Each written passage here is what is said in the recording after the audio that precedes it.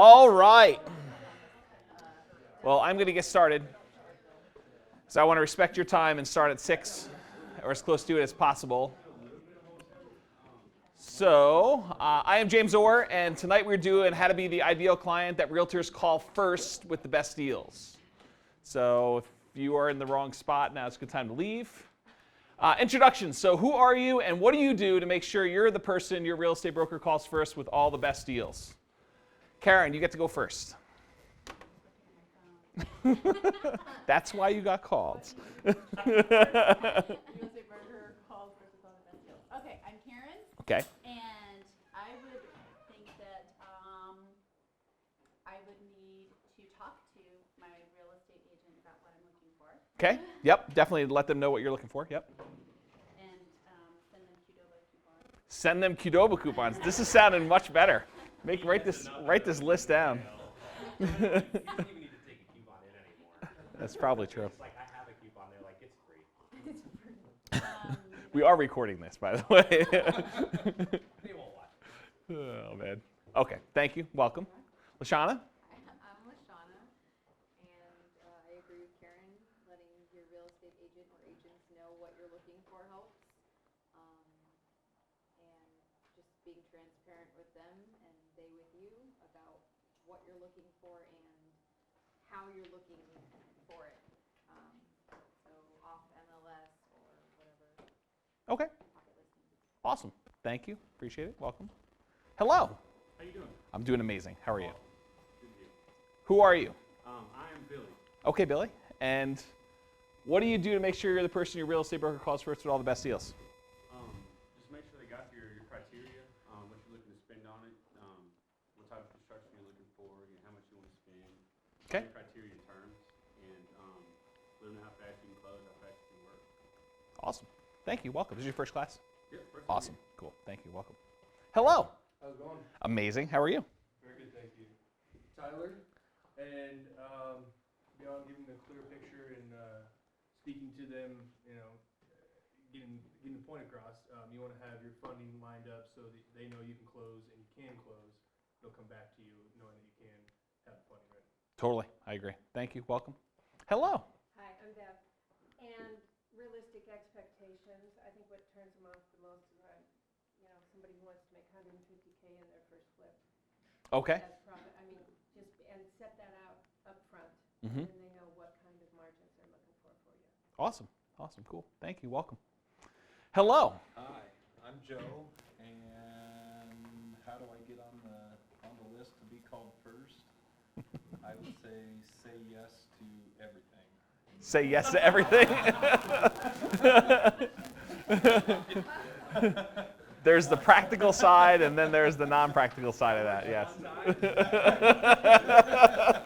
How would you like to buy this overpriced $2 million apartment building? Yes, I would. It's free $200K. That's right. You'll be called next on the best deal. I guarantee you that. Yeah, I honestly don't know. That's why I'm here tonight. Okay, cool. Find out, yeah. Welcome. Thank you. Jesus? James, so I'm Pursuit and still looking for my first deal. Okay. But I don't know what to do, but what I did is I got ready for when the opportunity comes to be everything lined up. Yeah, I think that's a really good thing to do too. Be ready when the deal comes along. I think that's going to help. So, thank you. Welcome. Tammy? Yep. The other Tammy in the room. Tammy Orr, and I am a real estate broker, so Fair enough. Fair enough. All right, my eyesight is horrible. Wendy. Wendy. Yeah, hi. Hi, Wendy. So what do you do to make sure you're the person your real estate broker calls first with all the best deals? I don't bug them with junk too much. Don't bug them with junk. Okay. I don't make them take me to 1,000 houses and then say no. Okay. And they don't ask for something unless I really, really, really need it. Okay. That's good feedback. Thank you. Hello. Hi. How are you? I'm good. Would you like to introduce yourself while you find your seat? I'm Denise. And Denise, what do you do in order to have the real estate broker bring you all the best deals first? Not sure? Not sure. Okay. Well, that's what we're going to learn tonight in class. So, Bree? Hi, I'm Bree. Mike usually does all the first phone calls, and then so I don't Okay. They're lying. So how do you get them to call you back? They never call me, they call Mike. They call Mike all the time. Okay. Fair enough. He just sends me to go look at the place. So you're that role. Yeah. Okay. And then I'm the mold detector. Mold detector. Okay. I'm highly allergic, so as soon as I walk in, if there's mold, I know. So you sense it? No, I get really sick. Oh, well, that's not a good thing to do. So he usually sends me. Okay. All right. Go in the bathroom, smell. If you get sick, then we're not going to buy this? That's awesome. Oh, very cool. I don't know your name. I apologize. That's okay, Nicole. So I'm Nicole. I'm a broker, Okay. so I try and find my own deals, Awesome. but then also network with other agents to know if they have a project listing or something that's a hot property. Okay. So what do your clients do in order to get you to call them first? I don't find the client's deals. You don't find your clients' deals? No, I mean, we do our own investing, so I don't Okay. have other investor clients Okay. per se. I like to keep them in-house. Okay. Makes sense. So you don't call the clients with the best deals. You try to keep them yourself. And I think that's part of the thought process for a lot of investors is they think that the agents are taking all their best deals. So you're an example of that.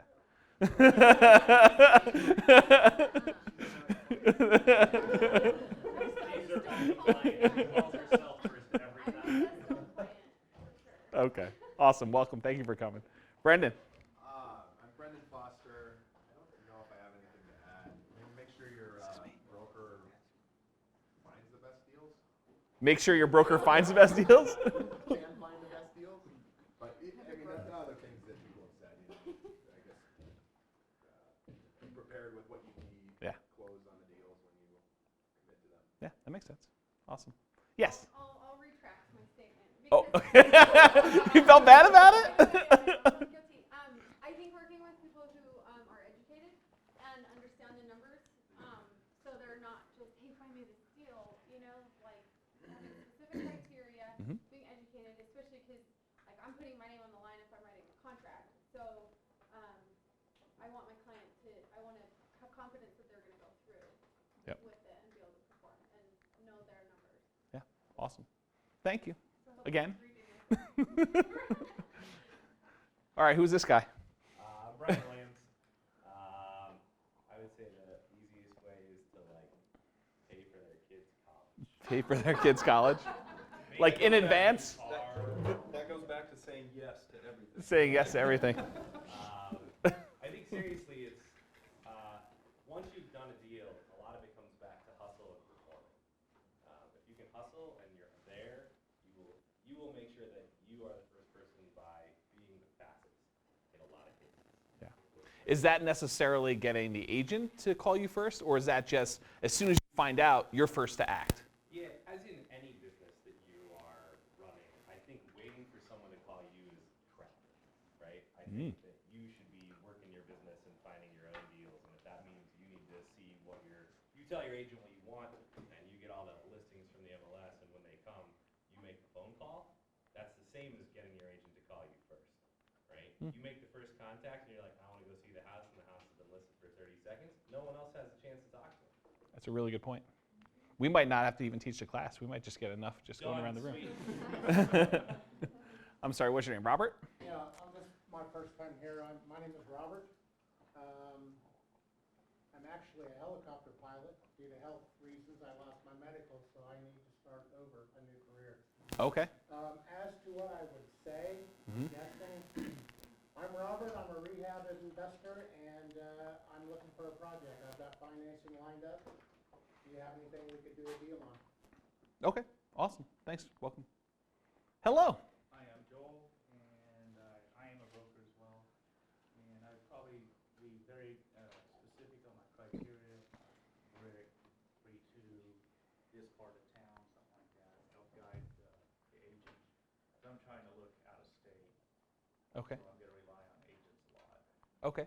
Do you have clients here in town? What's that? Do you have clients here in town? I don't have a client yet. Okay. I'm that new. Okay. So like if you had a bunch of clients, how would you want them? I'd want them to be specific enough and realistic. And then how do you determine which one of your clients you call first? I don't know yet. Yeah, that's the discussion for tonight. Thank you. Welcome. Hello. I'm Okay, well, I appreciate that. Thank you very much. Welcome. Hello. Hi, I'm Brian, and I would probably do as much work as I could beforehand on the pre-qual side and just make me an easy client. Yep, that's good. I appreciate that. Welcome. Thank you. Hello. Oh, did I cover you? You moved chairs. Okay. I got like crazy disoriented there. Hello. I don't know, this is real new for me too, but I can only think that if the real estate agent knows they're gonna make money when they call me, Uh-huh. that I'm looking for that, I mean, I'm gonna be worth, they're gonna make some money when they deal with me. So I think that would be incentive for them to wanna call me. Okay. Yeah, we're going to definitely discuss that part of it tonight. So what was your name again? Gretchen. Sorry. Oh, your name tag's upside down too. Not only can I not see, but I notice it's upside down. David. I'm going to take an awful answer. I think I would send them funny cat gifts. Funny what? I'm sorry? Cat gifts? That could definitely make you stand out, I think. We shall see. Did I miss anybody? Someone sneak in?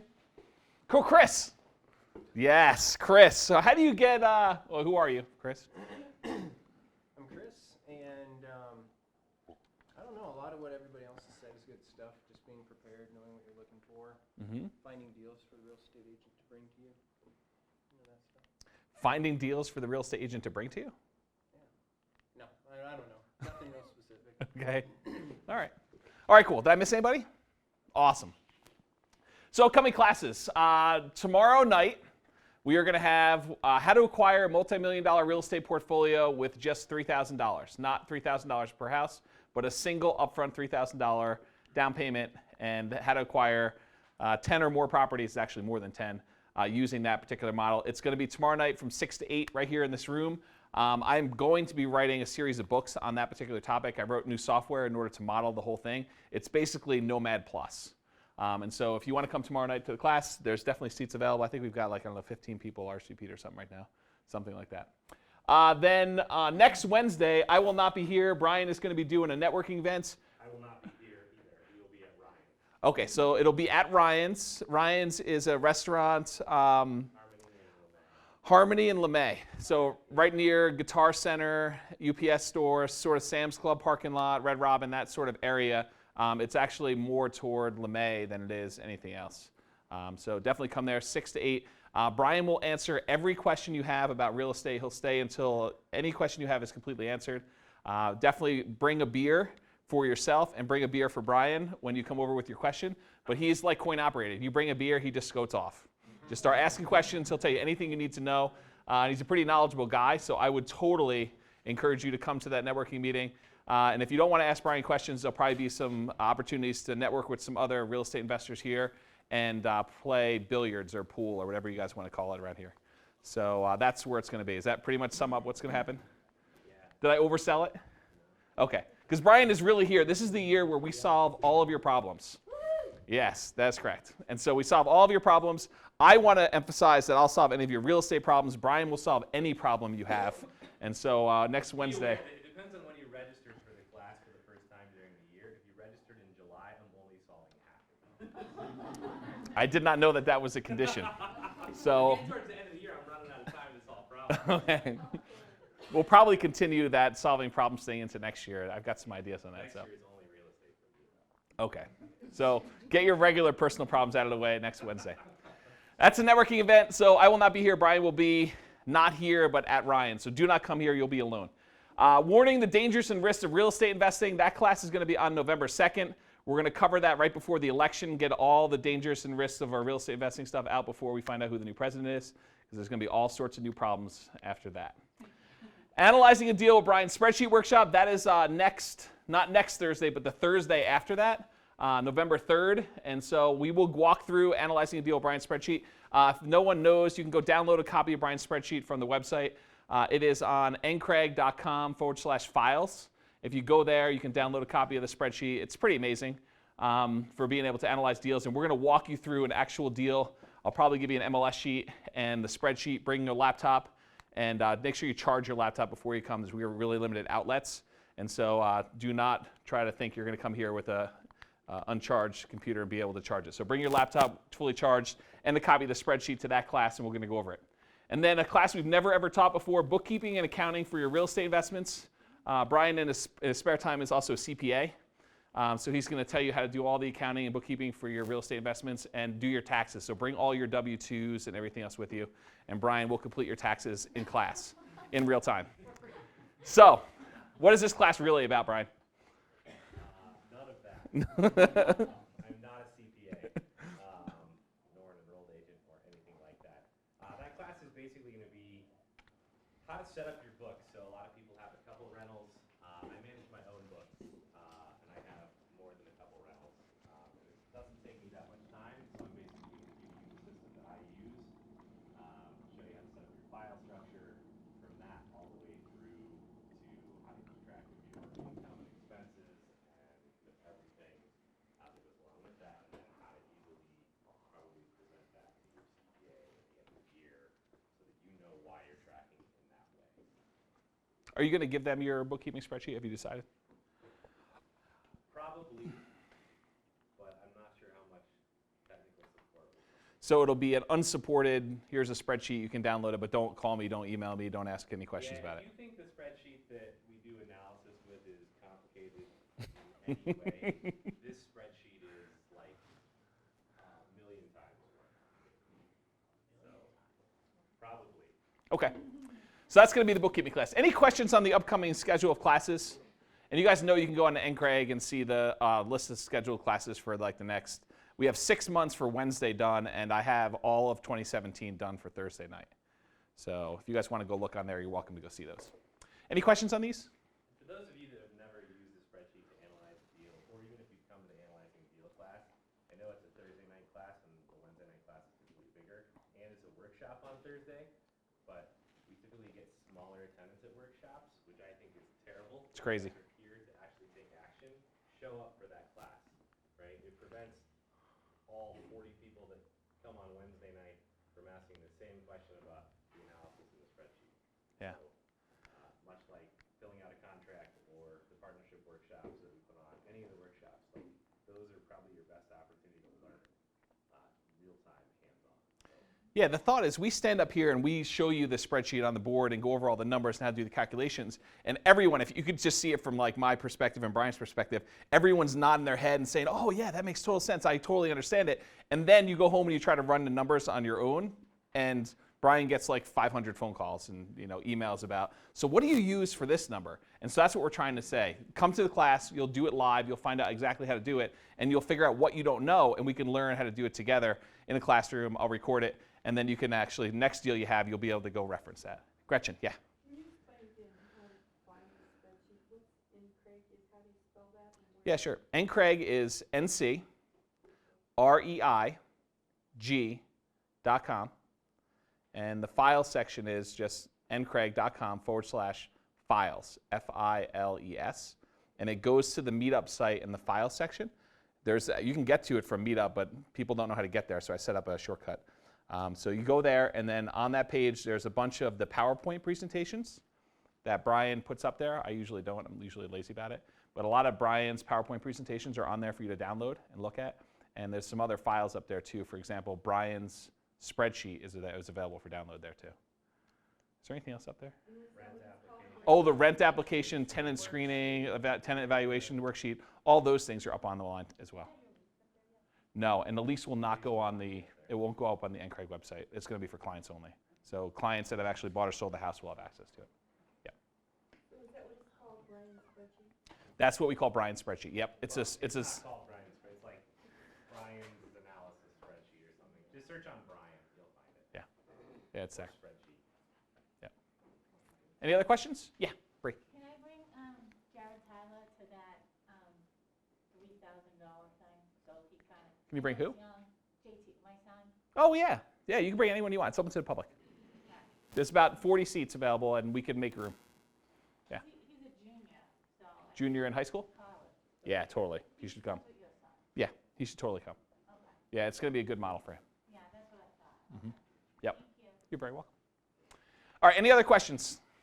From some feedback, we actually combined the upcoming classes on Wednesday and the upcoming classes on Thursday into a single slide.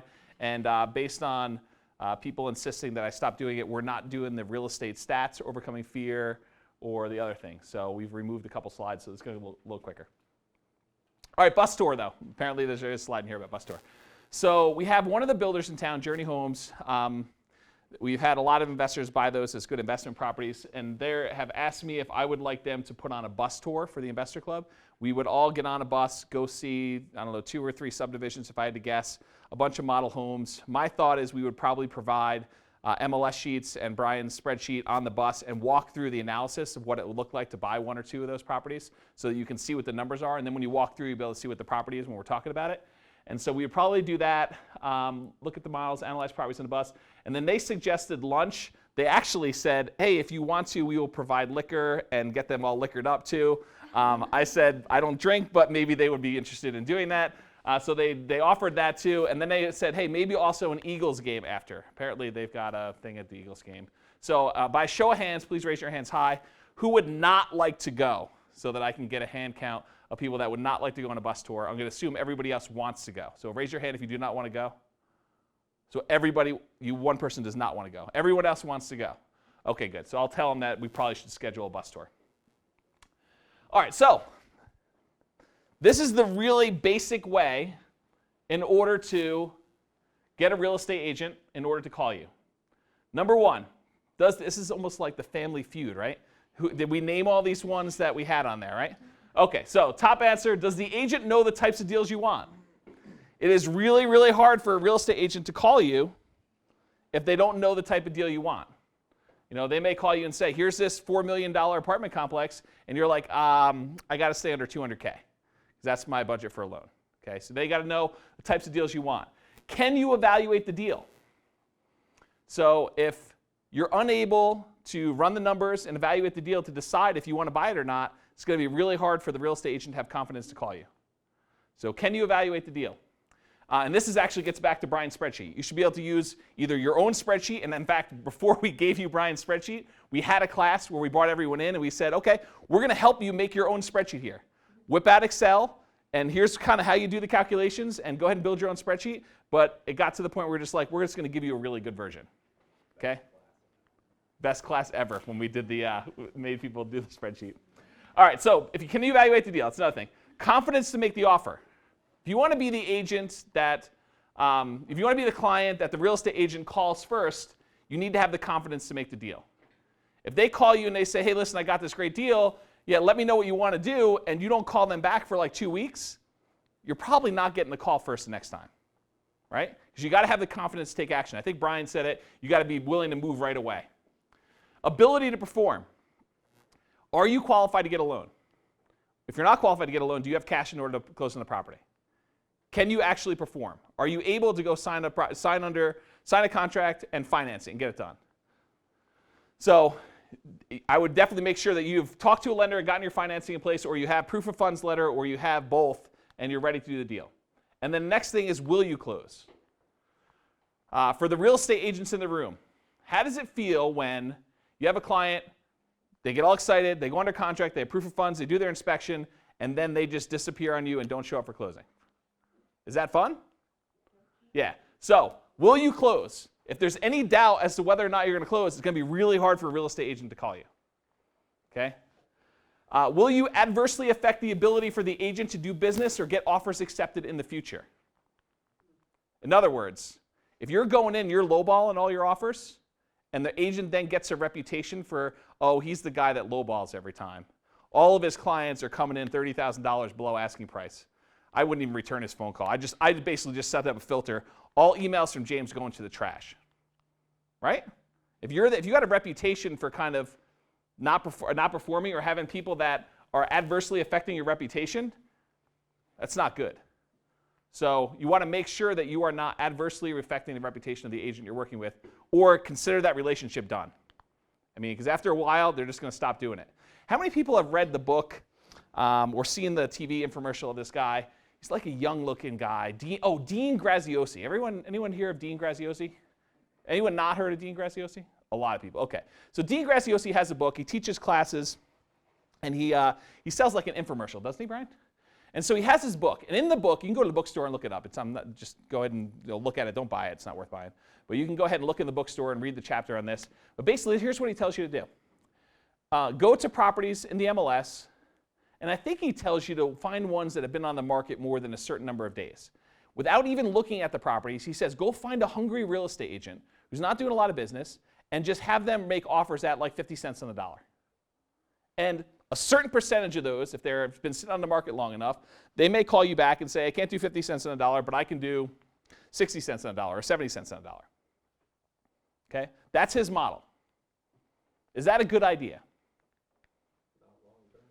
Yeah, not long term. Is it possible you could, writing 200 offers, get one deal where someone says, okay, I will accept your offer for, $40,000 or $50,000 or $60,000 under asking price? Is it possible? Does it necessarily mean that that's a good deal? There are lots of properties that come on the market that I wouldn't buy, no matter what the price. I mean, it's a really bad property.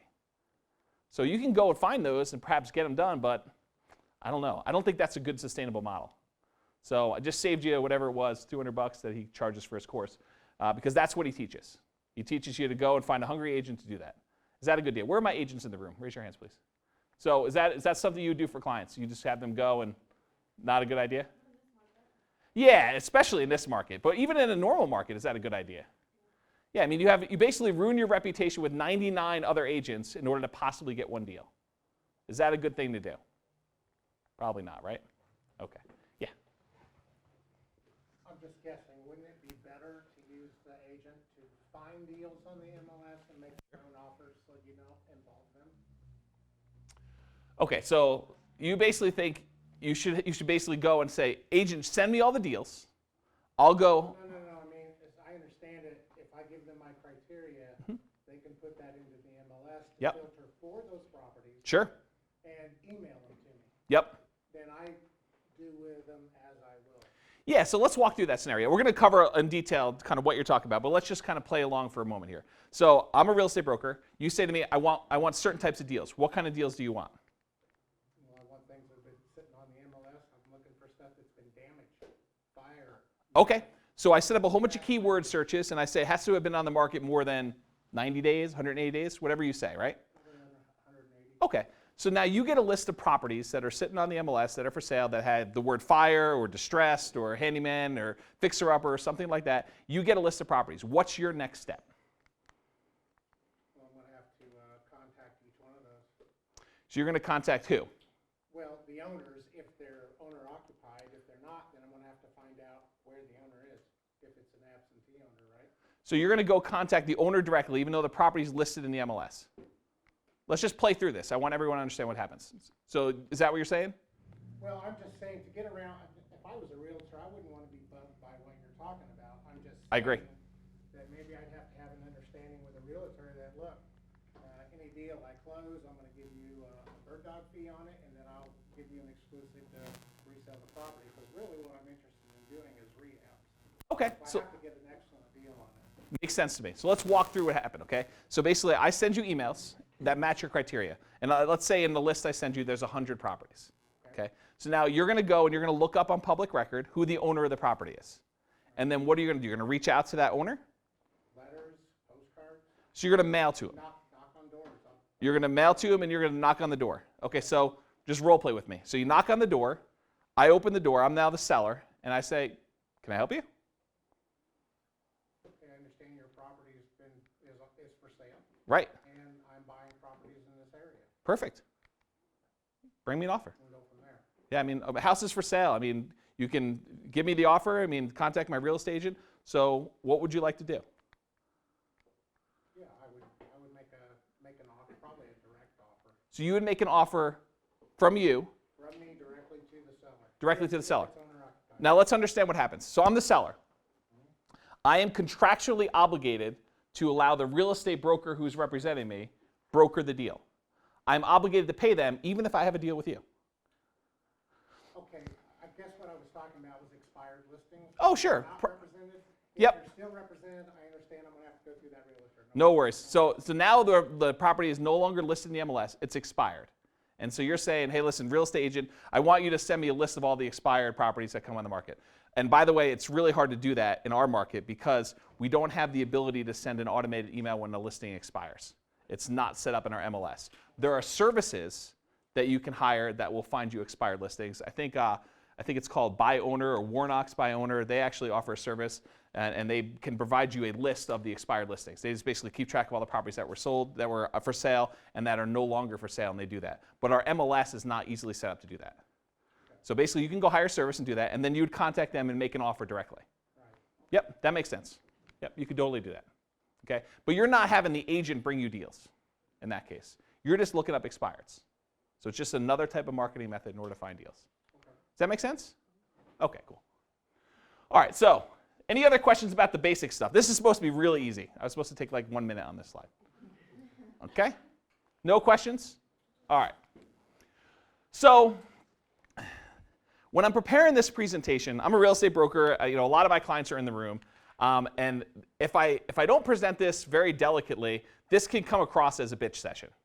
It can come across as me saying, here are all the problems with clients, and here's why clients are problematic and stuff like that. And I just want to tell you sincerely, I am very grateful for my clients. I really do appreciate clients. It is not me bitching. Really, the intention is to show you what it looks like from the other side and have you understand what it takes in order for you to be the guy that gets called or the guy that finds the deals and gets the deals, okay? So this is really controversial stuff. So I just want to tell you that it is not intended for me to be giving you a bitch session. It's not intended for me to kind of like, call out anybody or not like that. It's not my intent, okay? Does anyone have any problems with that? Oh, this guy has a problem. Yes. He came late. R Dog. What's up, R Dog? You have a problem with that? No problems. Okay. That's good enough. No naming names. All right, Royce is going to be my example all night. All right, now let's play You're the Real Estate Broker, and let's look at some different scenarios. So now that I've told you it's controversial, you guys are the bad guys, okay? I am now the buyer. So I want you to call me first, and we're going to run through scenarios where you are all the real estate agents, and you decide would I call you first or how this would work, okay? And we're going to just kind of walk through it, just like we did with Robert, where he had a question about how something's work. We're just going to role play and see where it leads, okay? So this is going to be super flexible. So if Brian was my real estate broker and I was his only client, super easy.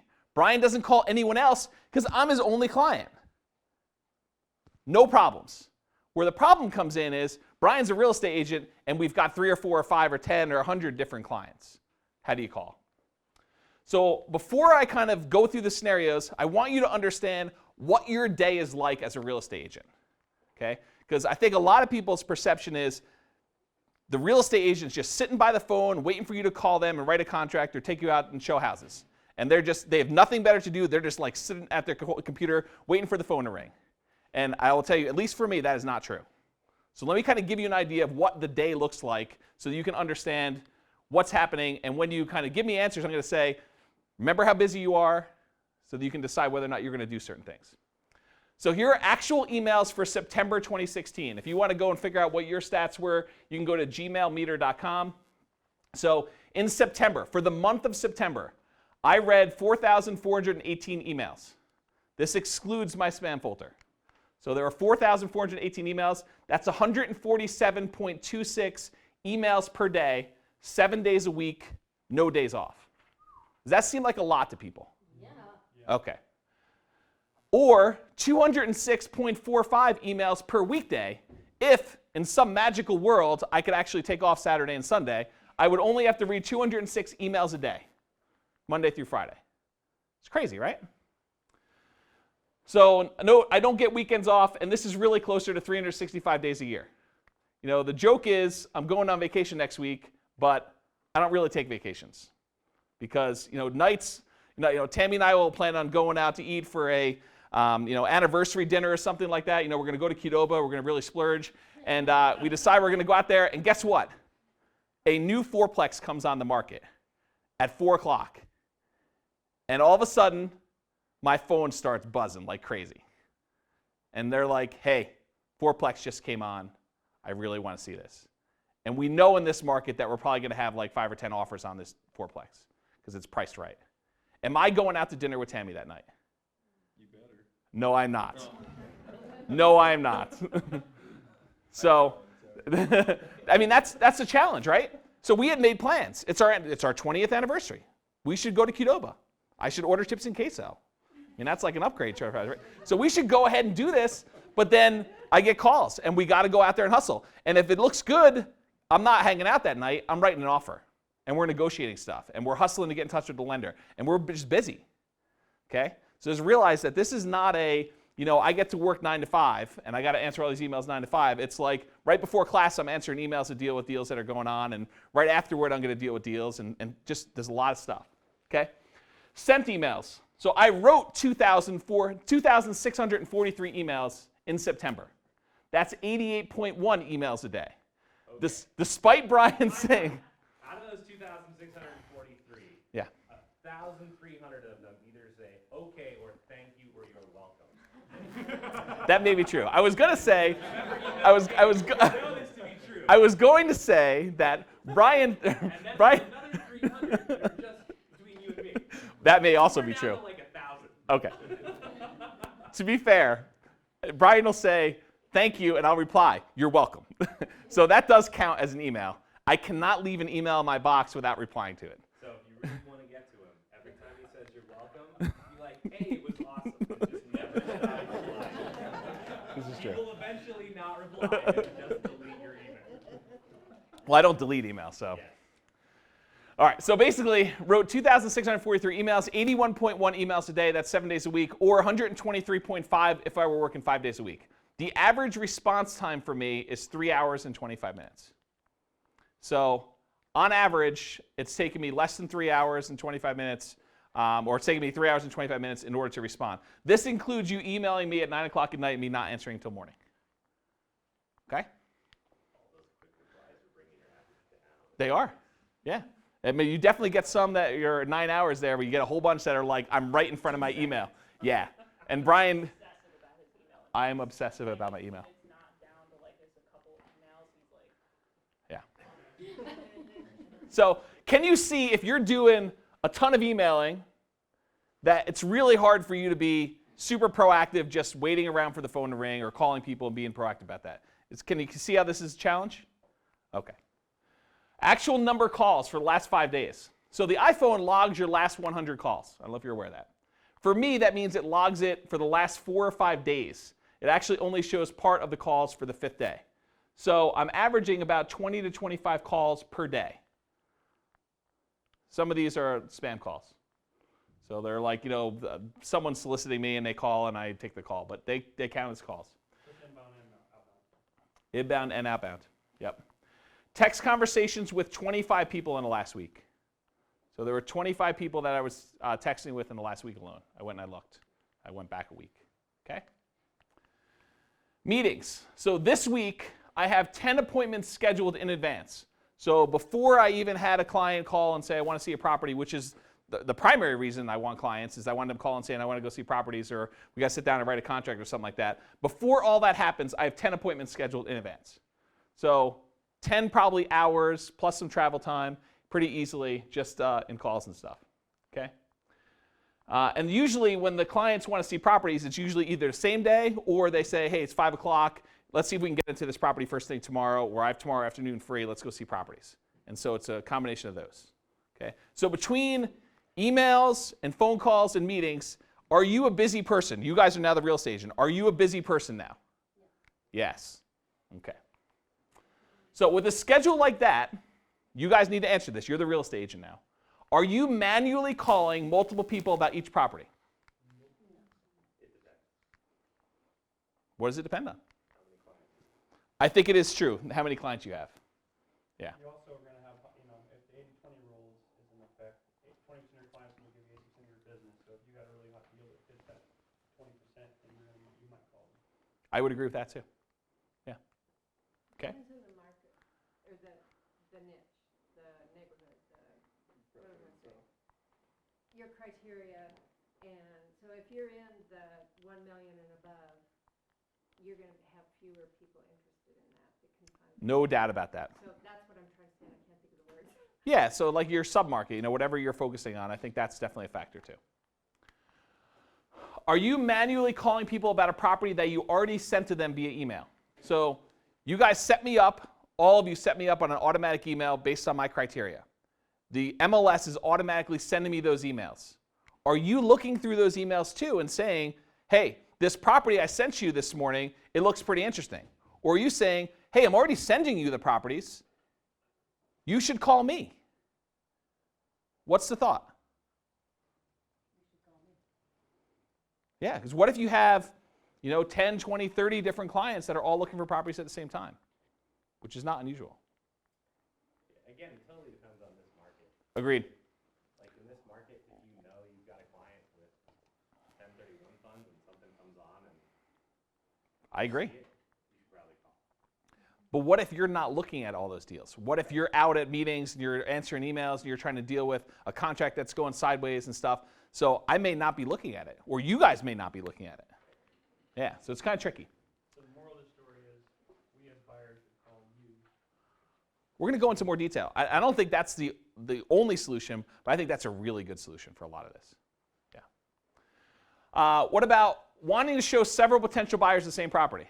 So the email blast goes out to 10 of your buyers, and 5 of them want to see the same property. How do you guys feel about that? Weird. Because what happens if more than one wants to write an offer?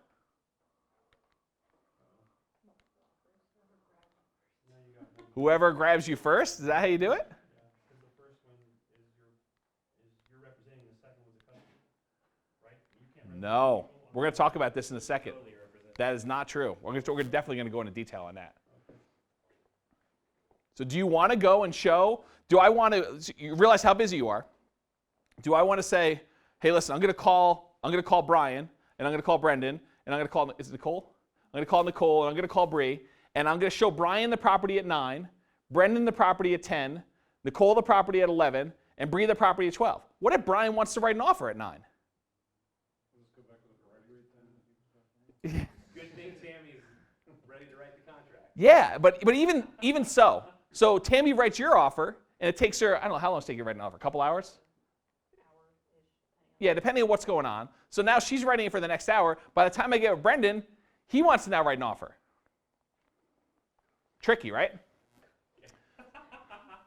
Copy paste, just make sure you change the name. That is not how that works. That is not how that works. Wanting to show properties to people that are not ready, willing, and able to act quickly and make it to closing. No. Right? So I haven't gotten pre-qualified with a lender yet. Are you even calling me? Right? What if I call you and I say, hey, listen, this looks interesting. I would like to go see it. Are you qualified? Oh, yeah, I've talked to a hard money lender at a real estate investing class. I'm good to go. I have this other guy that you should call. It's trying to make you think about this. Okay? All right, so are you obligated to send me deals?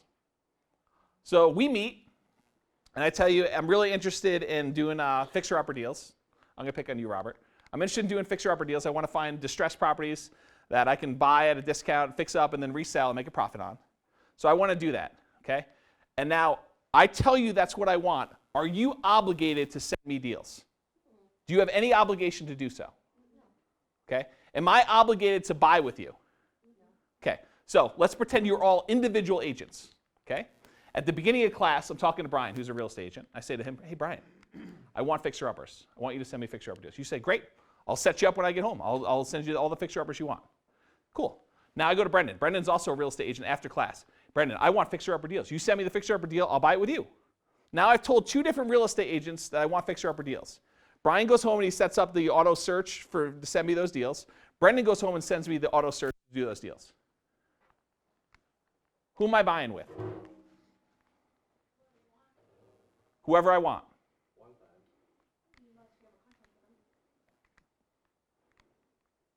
Does it get tricky, right? You could even call the listing agent who has a listing and bypass these 2 and knock off 3% if you don't have a listing contract. Oh, let's talk about that for a second.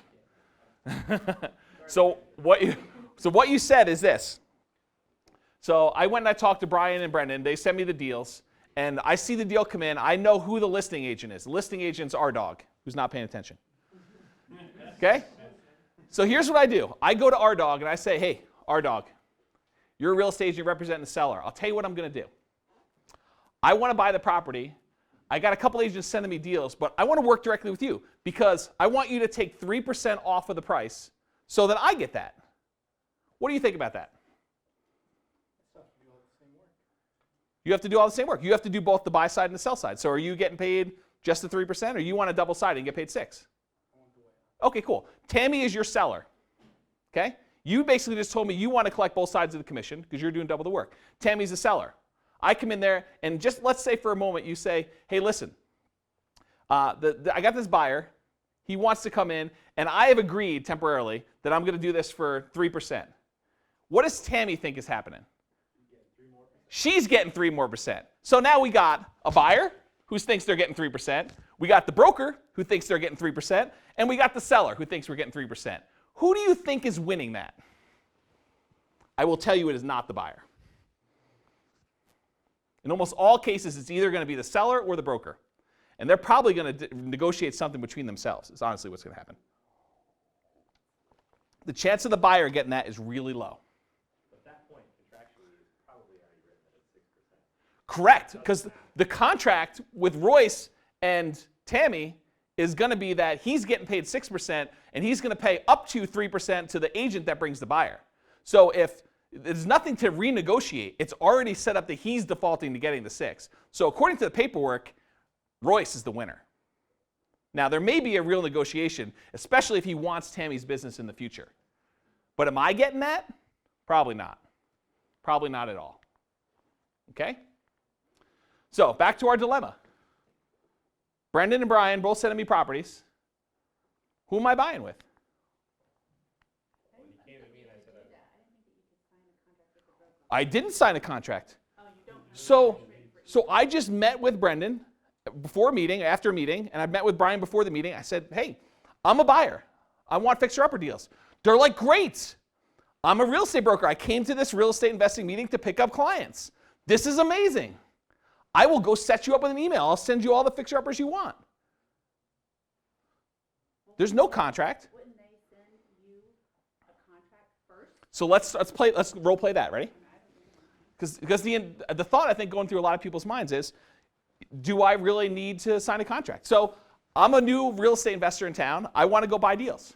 My thought is, hey, I'm going to let all of the agents, all 40 or so of you agents here in the room, know that I want deals. Because I don't know if Brian's going to send me a deal. I don't know if Brendan's going to send me a deal. It could be Chris. So I want to go tell each one that I want these particular deals. And I want all of them to send me the deals. And I want them to call me first with the best deals because I'll perform. I got cash. I'll do the deal. You bring me the deal, I'll do the deal with you. Right? So you as the agent, how do you feel about that? I'm going around, I just talked to you and say, Karen, I want those deals. You bring me the deals, we're going to do it, okay? You send me the emails, I'll do deals with you. Bring me the deal, we'll do it. Seems reasonable, right? Then you hear me talking to Chris. Chris, you bring me the deal, I'll do the deal with you. How do you feel? I'm not going to send you anything. I think that's true for a lot of agents. Now, what if you don't have any clients? Might you take a flyer? Say, hey, what do I got to lose? I don't have any clients, so I'll send you deals, and maybe I'll even go look and see if I can find you something. And I'll send it to you, and we'll go look at properties. You might be willing to take a flyer, right? How do you guys feel about that? How do you feel about me as the buyer shopping you to like 20 or 30 other agents and giving them my card? You see me going around the room. I'm like, hey, Seuss, man, you got deals? Call me, buddy. Call me. You call me if you got deals. You call me too. Hey, you got deals. You call me if you got deals. How do you feel about that? Are you going to be the first person? Are you going to be the one that wants to call me first? When you get a deal, are you going to say, oh, that James guy, he's the buyer. I'm going to call him first. Isn't there like a little bit of just doubt that I'm even going to work with you? You may send me the deal and I go talk to Karen. Crazy, right? All right, so let's read this. This is the exclusive right to buy listing contract. This is the document between a real estate broker and a buyer where the real estate broker agrees to work with the buyer and the buyer agrees to exclusively work with the real estate agent in order to buy properties. So I can't go and say, everybody, I want deals. Let's read through what it is. The brokerage duties. This is what the real estate broker is obligated to do for everybody, whether you're a real estate agent representing them as a buyer's agent or you're a transaction broker just kind of playing referee and getting the deal done. In both cases, this applies. Brokerage duties. Brokerage firm acting through broker as either a transaction broker or a buyer's agent must perform the following uniform duties when working with the buyer. 5.1. Broker must exercise reasonable skill and care for buyer, including but not limited to the following. 5.1.1. Performing the terms of any written or oral agreement with the buyer. Presenting all offers to and from buyer in a timely manner, regardless of whether buyer is already a party to a contract to purchase the property. So I am required, if we are in agreement, and you say, hey, listen, it's a $200,000 property, I want you to offer $100,000. Now you are obligated to do so. Does that make you want to go and just willy-nilly sign these agreements with everybody? Makes you a little nervous, right? Disclosing to buyer adverse material facts actually known by broker.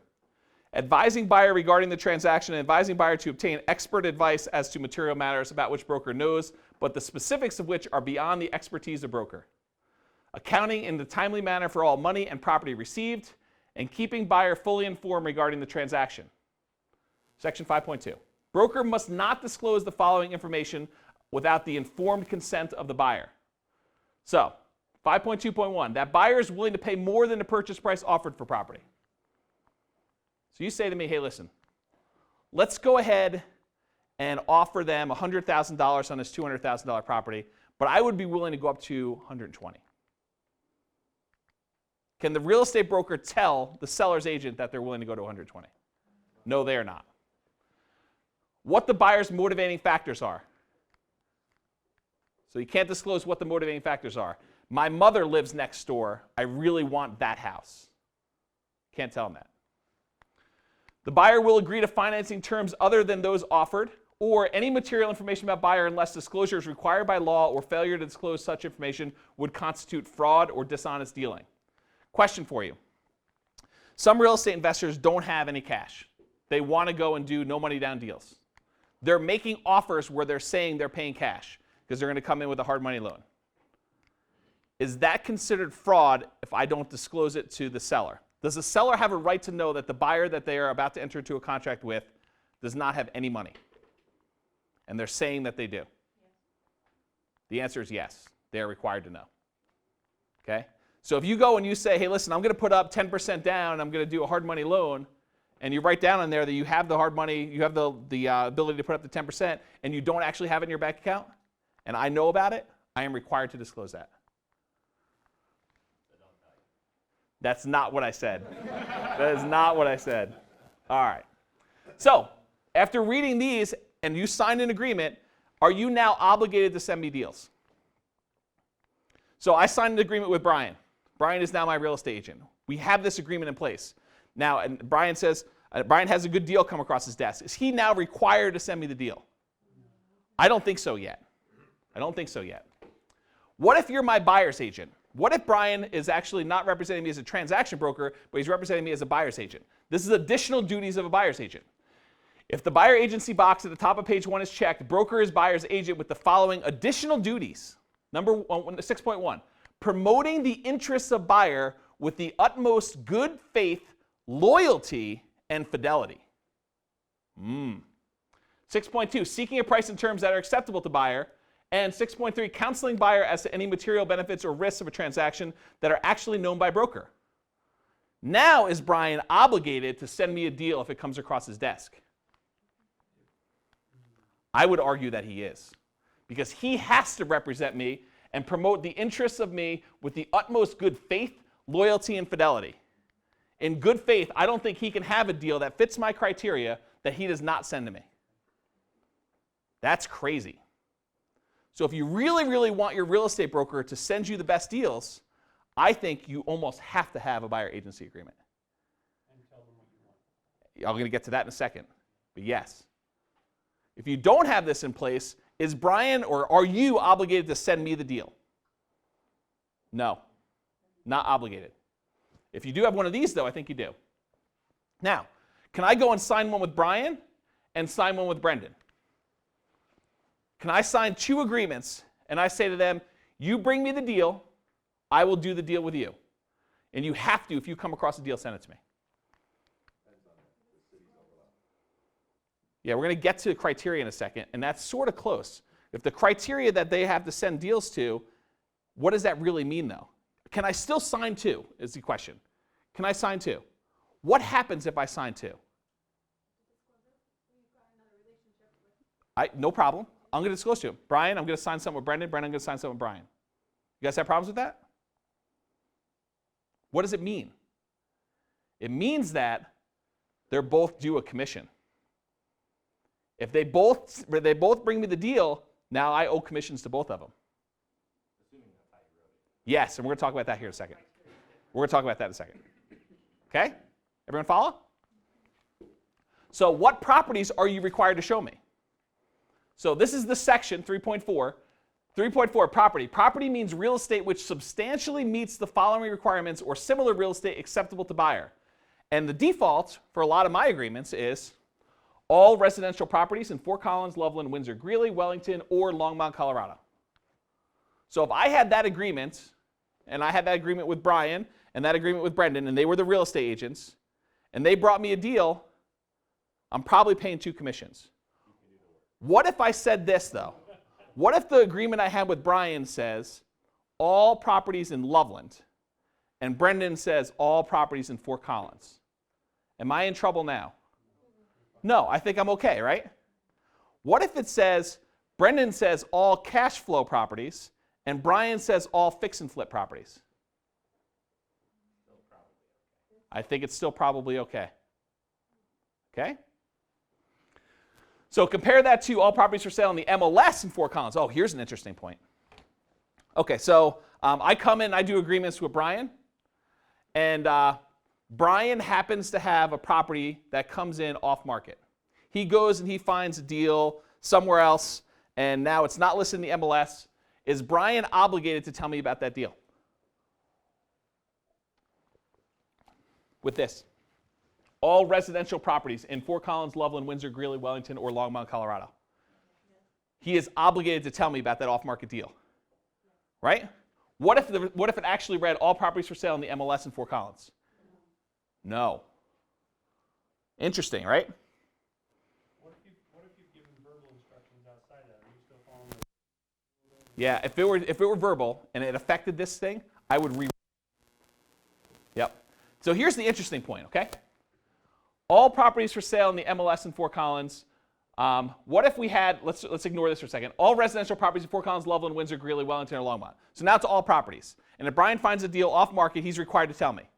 What if I happen to find a deal that's off market? Someone comes to me with a for sale by owner. My neighbor decides they're selling a property, it's distressed, I want to go buy it. Am I obligated to use Brian? I'm the buyer. He didn't find the deal. Yes. Crazy, right? Yes. I am obligated to use Brian and pay him a commission. But Yep. it has to be stated a different way then, in a different section, because that's just required to show. No, it's not just required to show. Property means real estate substantially meets the following requirements or similar real estate acceptable to buyer. It's not about showing, it's about actually buying a property. And it covers leasing too. So that means that you can't go and come up with your own contracts with your lawyer and forego that 3%. You're totally welcome to go ahead and do that with a lawyer, but the real estate agent is still getting paid a commission. Because the contract is a two-way relationship. You're essentially saying, you're doing this work for me, Yep. I'm paying you commission no matter how I do it. Yes. Unless it's exempted. That's right. Yes. It's a two-way agreement. So Brian is obligated to send me stuff, and I'm obligated to him to buy stuff. Now, How much of this do you think was actually written with the intent of investing versus actually owner-occupied? well, I think about a third of all transactions are investors, so I would think a good amount. Okay? Are you able to write in there, something to where unless you find the property yourself? Sure. But then you probably won't get the agent to sign off. Oh, I would be okay with that. I've got clients that are finding deals off market, and we could totally write something up like that. right? I mean, I don't have a problem with it. And I'm going to talk to you in a second. Switching hats again, if I'm the agent, I'm going to show you some stuff here in a minute that allows people to do stuff off market, and it's fair. And I'm going to go over that, okay? All right, so can Brian has an agreement with me, and let's say Tammy's also a buyer right now. Brian has an agreement with Tammy.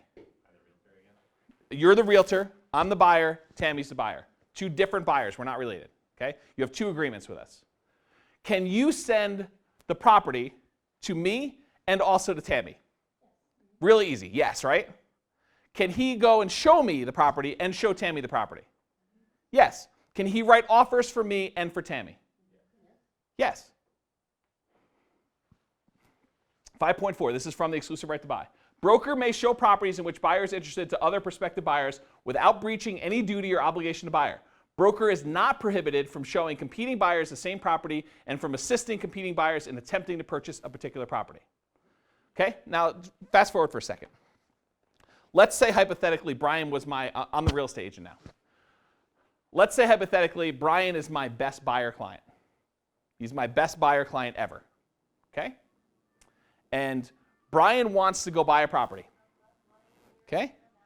Brendan, who's my second best buyer client ever, also contacts me about buying the same property. How does Brian feel about me helping Brendan buy the property?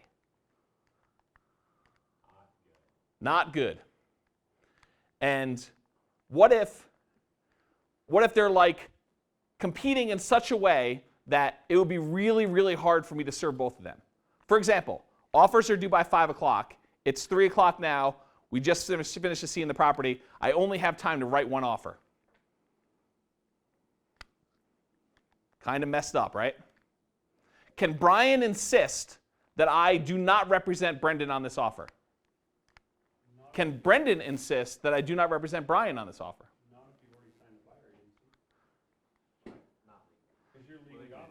Now, practical matter though. Brian's my best client.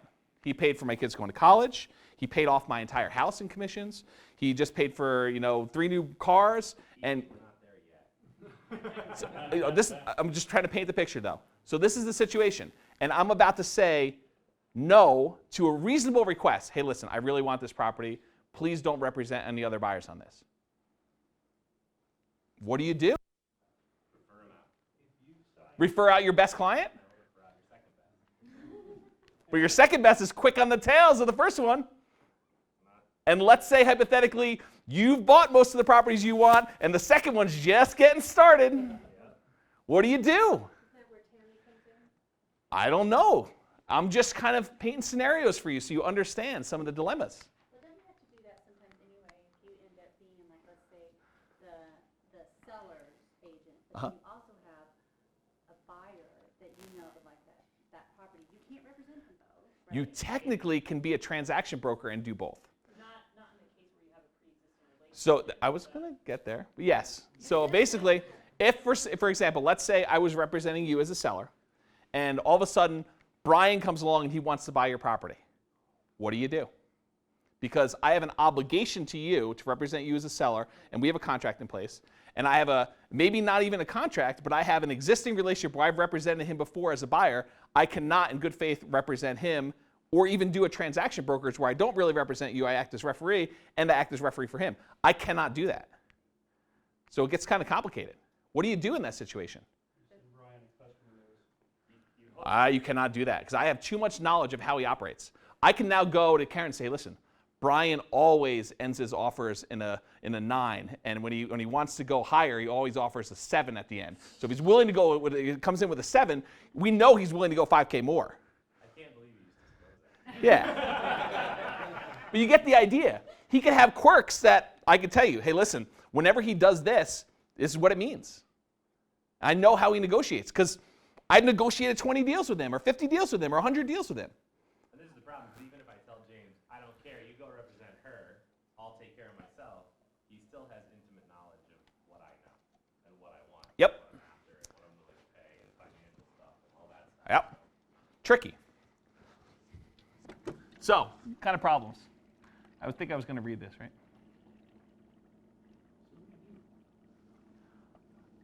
I'm just telling you it's complicated. I don't know if there's a right answer to some of these.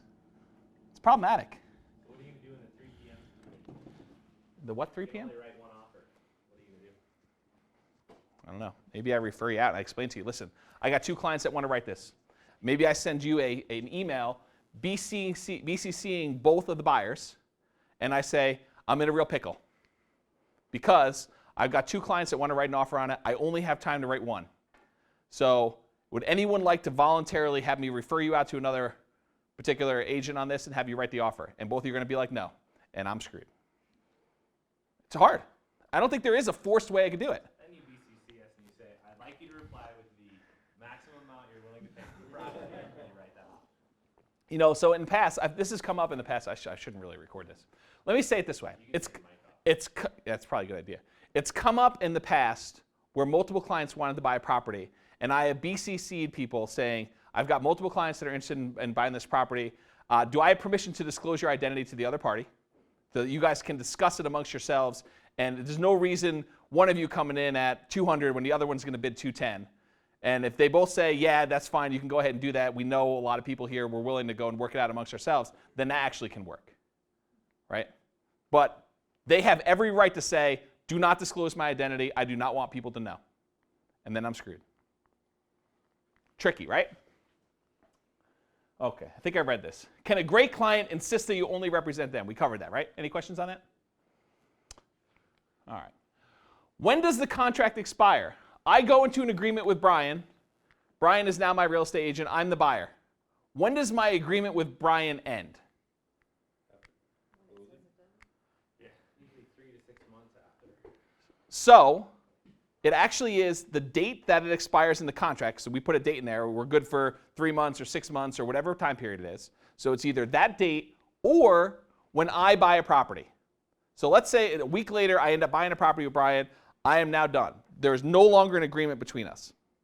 So now, is he obligated the day after closing, an amazing deal that fits my criteria perfectly comes along? Is Brian obligated to send me that deal? No, he is not. Am I obligated to use him if I find a deal? No, I'm not. So listing period in section 3.6 or when the buyer buys a home, whichever comes first. Or when and by the way, it's whichever comes first. So if I have a year-long term, and by the way, my default is usually a year. If you want to sign a buyer agency agreement with me, I'm like, hey, I don't want to calculate when 6 months is. I'm just going ahead and add a change in the year date on there. So if it was September 1st, it's going to be September 1st next year. Okay, that's how I do the calculation. So it's usually a year. Whichever comes first, though. So if I buy a property, that's gone. It doesn't matter if there's 9 months left over. So there should be no risk to you. Okay? Or when the agreement is terminated. So Brian and I have an agreement. Brian is the real estate agent. I'm the buyer. Chris calls me up and says, hey, my neighbor's got it for sale by owner. You're going to want this one. But I've got a buyer agency agreement with Brian. I would need to go through him. He's not going to pay a real estate commission. I say, okay. I'll tell you what. I'm going to call Brian. I'm going to cancel my agreement so that I can buy the property from Chris for sale by owner. Can I do that? You can ask. I could totally ask. But can I, from the written agreement that we have, can I do that? Let's find out. Section 10, right of parties to cancel. 10.1, right of buyer to cancel. I'm the buyer. In the event the broker defaults under this buyer listing contract, buyer has the right to cancel this buyer listing contract, including all rights of broker's firm to any compensation if the buyer agency box at the top of page 1 is checked. In the event broker defaults, did Brian do anything wrong? No. He didn't bring me the for sale by owner deal. Is that something wrong? No. But come on, I said all properties. He's not omniscient. Okay, so he didn't do anything wrong. So can I cancel? Let's continue reading. Examples of a broker default include, but are not limited to, 1, abandonment of buyer. I call Brian, he doesn't return my phone calls. I email him, he doesn't return my emails. That's abandonment. 2, failure to fulfill all material obligations of broker. Remember those lists of duties and stuff? He doesn't do those things, but he has in this case. And 3, failure to fulfill all material uniform duties, or if the buyer agency box at the top of page 1 is checked, the failure to fulfill all material additional duties of buyer agent. Continuing, any rights of buyer that accrued prior to cancellation will survive such cancellation. So can I just willy-nilly call Brian and say, hey, let's cut off that buyer agency agreement. I don't want to do it anymore. Can I do that? By default? No, I cannot. Now, Brian says, I'm tired of this James guy. He's a clown. You know, he's wanting to write these lowball offers. He hasn't written any yet, but he's been threatening. He's like, hey, do you think we can come in 20K under on this deal? We're out looking at the property. Listed for 200. Do you think they'd go for 180? That would make my numbers work. Brian gets frustrated. He's like, I don't think so. Nor do I really want to find out. I don't want you ruining my reputation.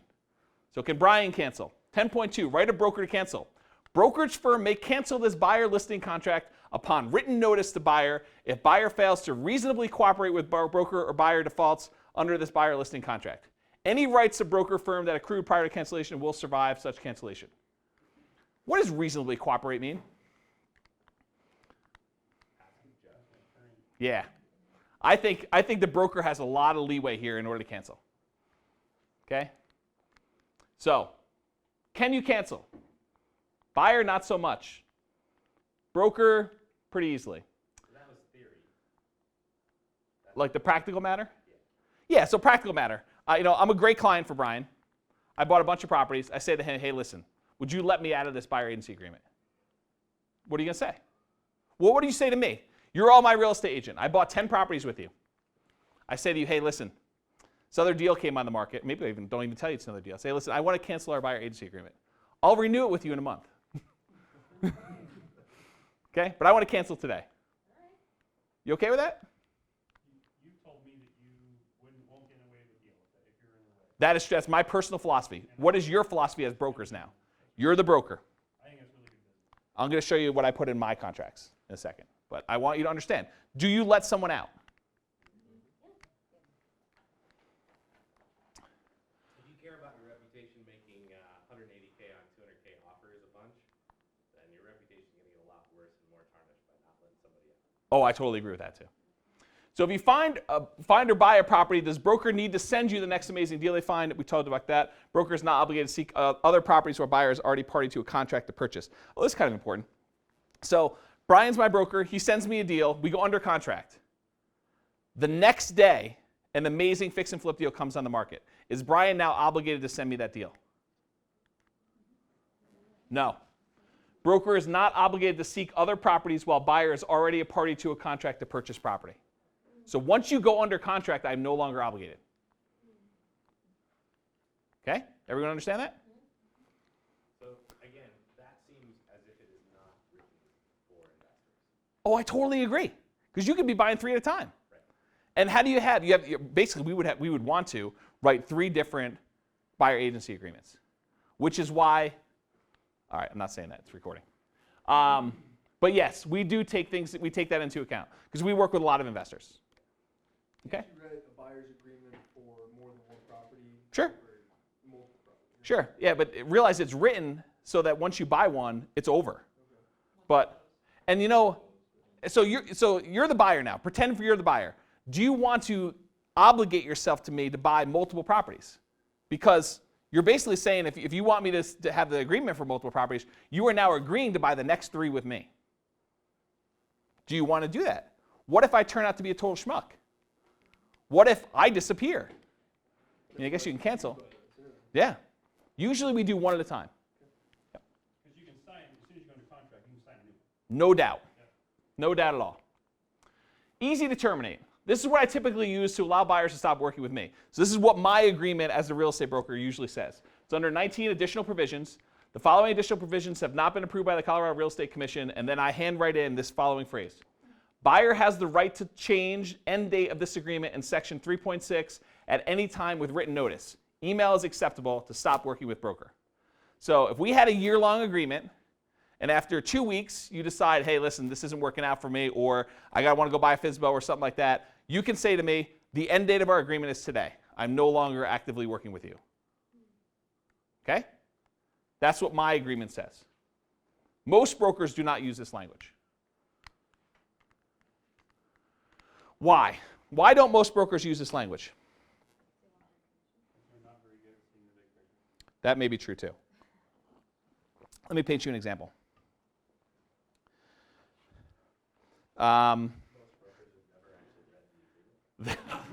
That may also be true. Yeah, it might be. So here's the interesting point about this.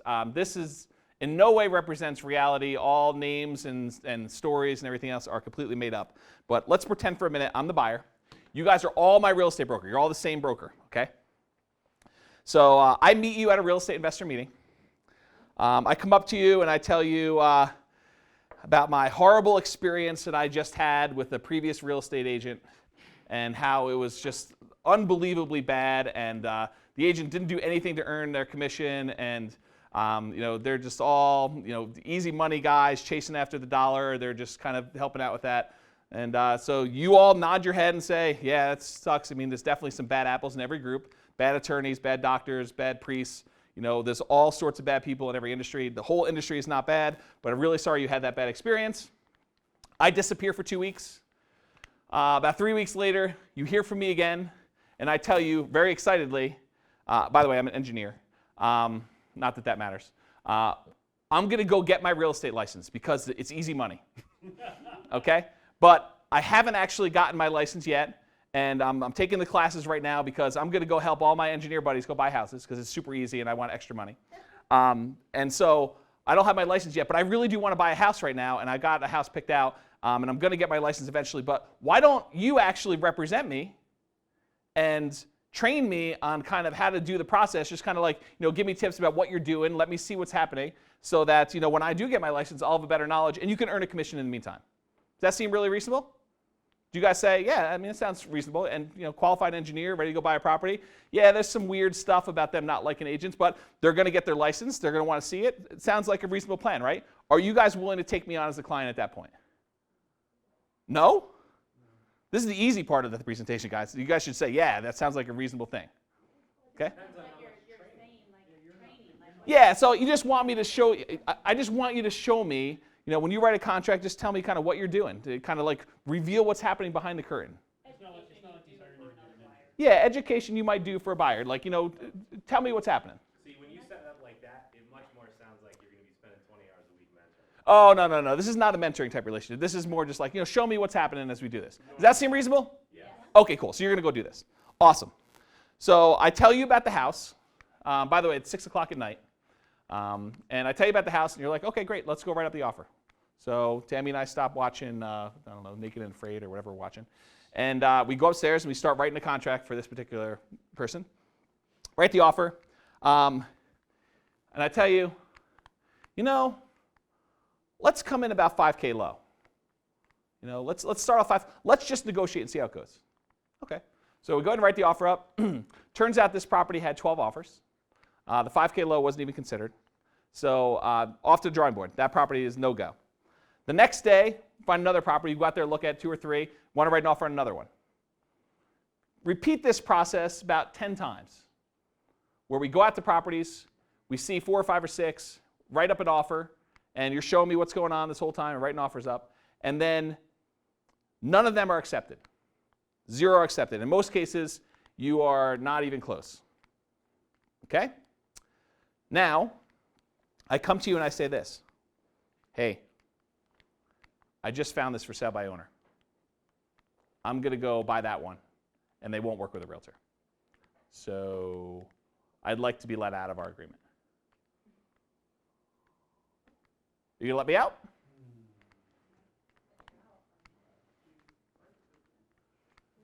But you just spent, the last month and a half hustling, showing up at 7 o'clock at night, because I'm an engineer and I work during the day, so it's evenings, and I'm writing offers till 10 o'clock at night.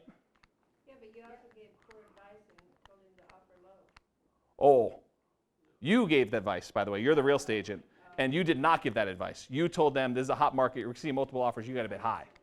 Yeah. But if they tell you, write it for $10 less. And as an aside, does it matter if you gave that advice? As a buyer, if I'm establishing a relationship with a realtor, I want a smart one. I totally agree. But does it matter if you let them out of the contract? They're not complaining about your service. In fact, 6 offers in, they say something to you like, do you have any other clients? It seems like you're so responsive to me and my needs that you couldn't possibly have any other clients. And at the time, you had, 10 offers under contract. And so they were not your only client. That's a sign that you're doing a good job, right? So do you let them out? Do you let them out? Gretchen? You might be really sick of them too. But you're not. I mean, I will tell you sincerely, I love my clients. They're amazing. I love working with them. I love showing them houses. I love helping people buy houses. You're not feeling that way. But let's say you're not. You like them. Is that clause in the contract? It is in my contract, but I'm just asking, this is why this clause doesn't appear in a lot of other agents' contracts. In my case, it's super easy. I tell them what I told Ben. And how many people have heard me say this? I will not stand in your way of doing a deal off market. If anything I do is going to stand in your way of possibly getting a deal done, I will step aside. The long-term relationship is always more valuable to me than any one transaction. And so that is absolutely true universally, and I tell clients that all the time, right? But not everyone thinks this way. What if you were counting on this? What if this was your only client? What if you only had 2 clients and one already bought earlier in the year and you need food money? You're living off your credit cards and you don't have money for food. You're actually going into debt in order to live because you thought this was going to be done 6 weeks ago. Don't let them out. Yes. You always let them out. Just like a buyer, for me, I don't, off market. If a buyer wants out, I let them out. I'm not happy about it. I waste a lot of time. And I applaud you. I mean, I think that's the right thing to do.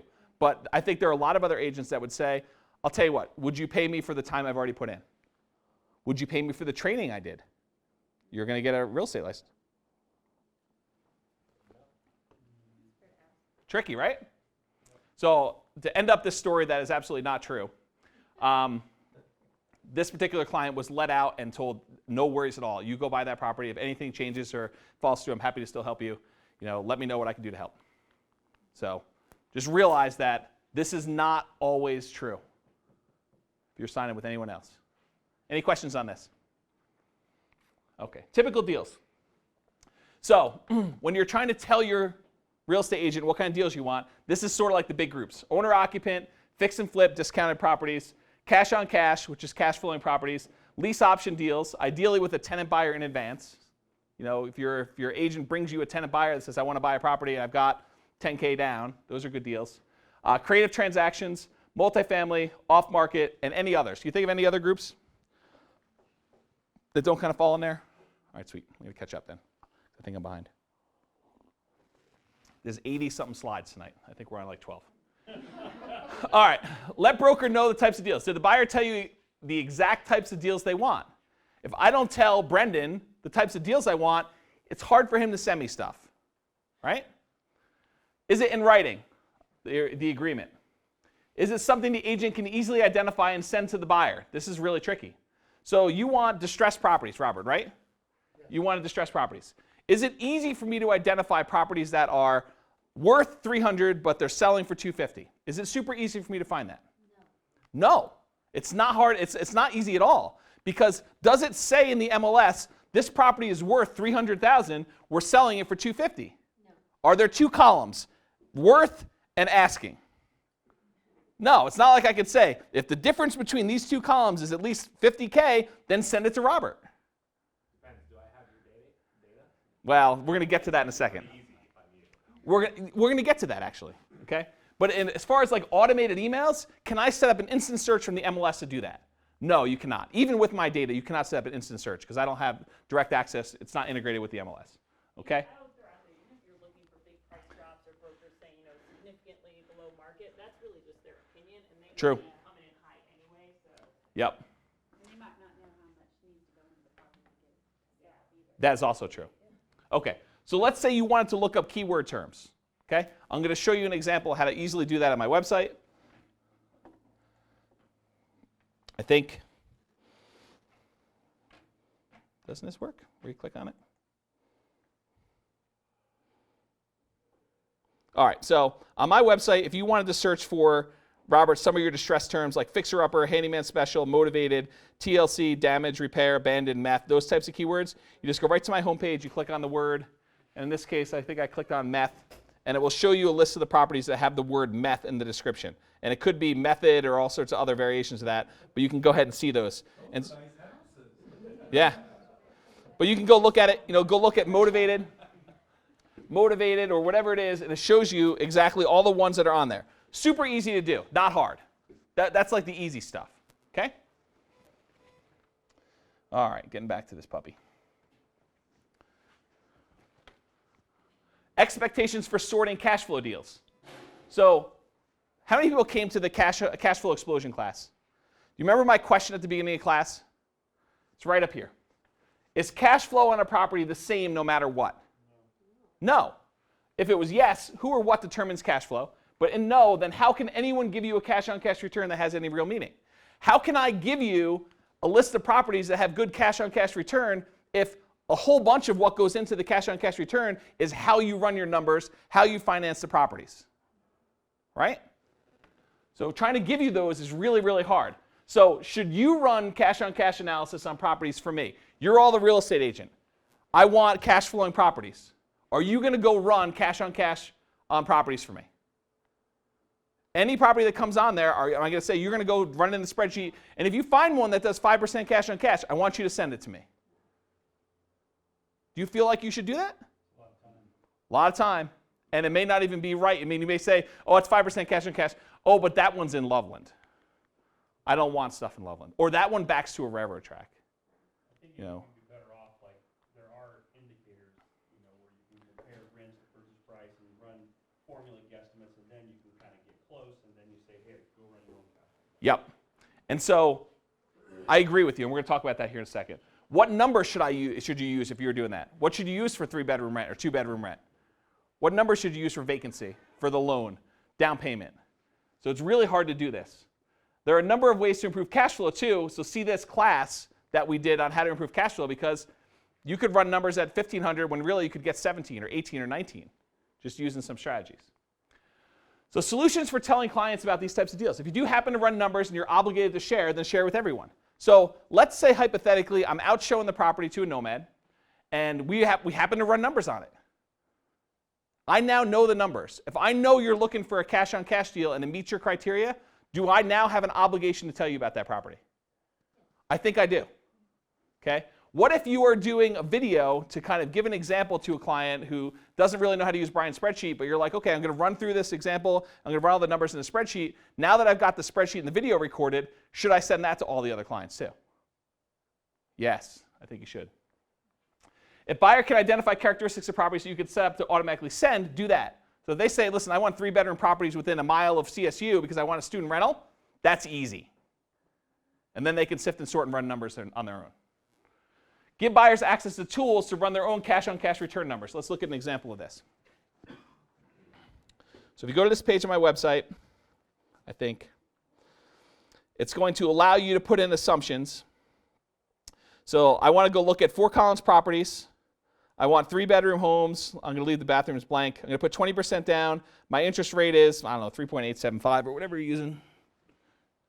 Maintenance is 12%, occupancy 3%, vacancy 97% occupancy. And then I actually have rent comps. So you can go look up what the rent was for 3-bedroom homes in Fort Collins. And so it shows you the average was $1,657, the median was $1,700. Just 3-bedroom? Yep.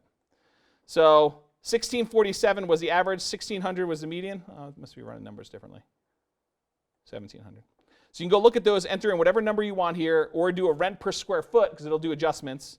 You can put a min price or max price, and then it will show you the properties that match that and run cash-on-cash return for you.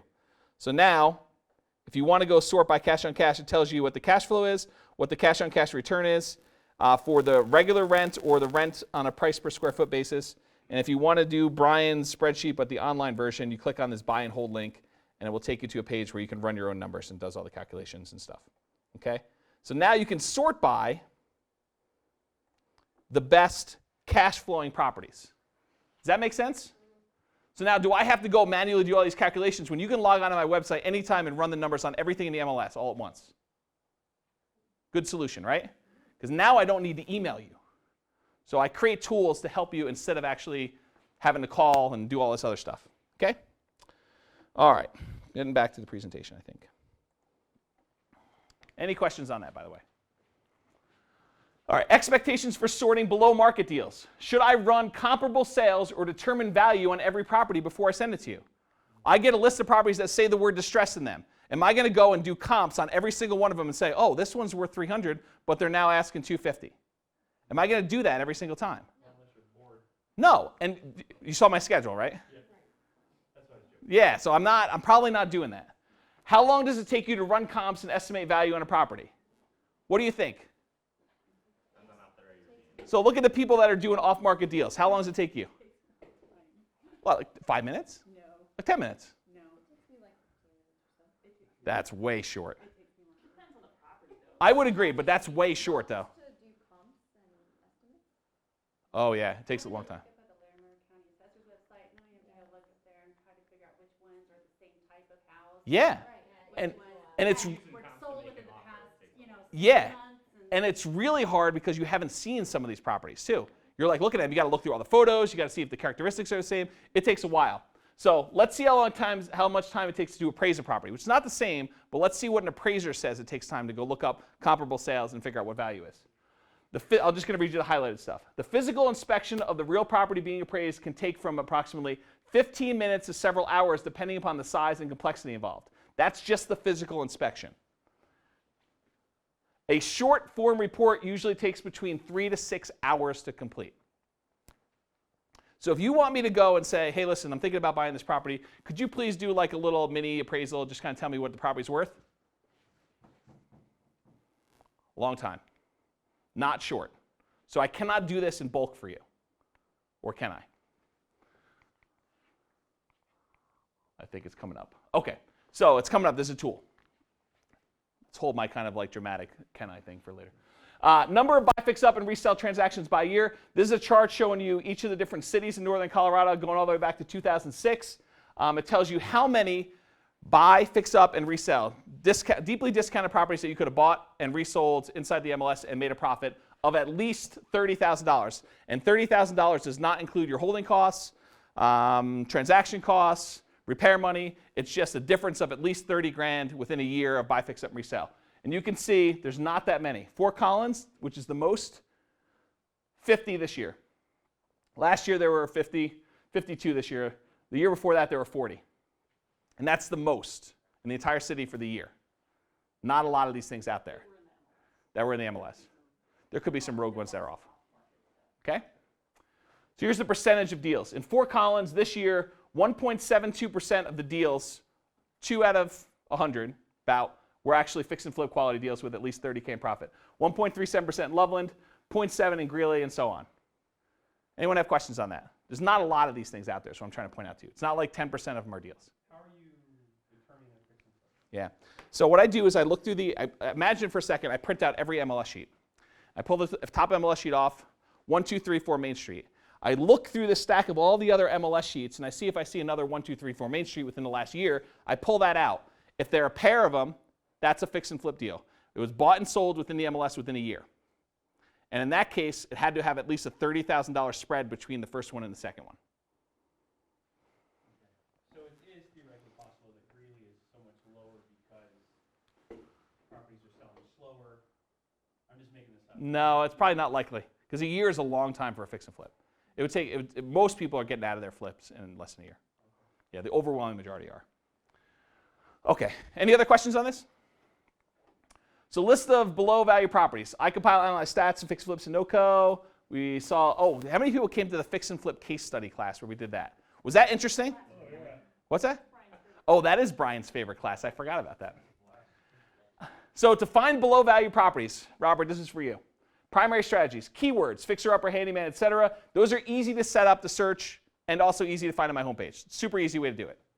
Search the lowest price or lowest price per square foot properties. You go look at a list of properties, you sort that by lowest price, you start there, you look for like cheap properties. You look for cheap price per square foot properties. Easy way to do it, okay? Search lowest or highest days on market. How many people think the best way to find fix and flip deals is to look for deals that have been on the market forever? That would be the highest days on market. Let me see hands. Anyone? Just the one with the longest days on market, that have been on the market longest. You think those are good ones to look for fix and flips? Anyone? No one's willing to take a stand, huh? What about ones that have been on the market shortest? Basically looking at the properties as soon as they come on. Well, you could do both, right? Yeah. So you could look at these different ways, okay? So sort by lowest or highest days on market, relatively easy stuff to do. Find opportunities to add value. These are the hard ones.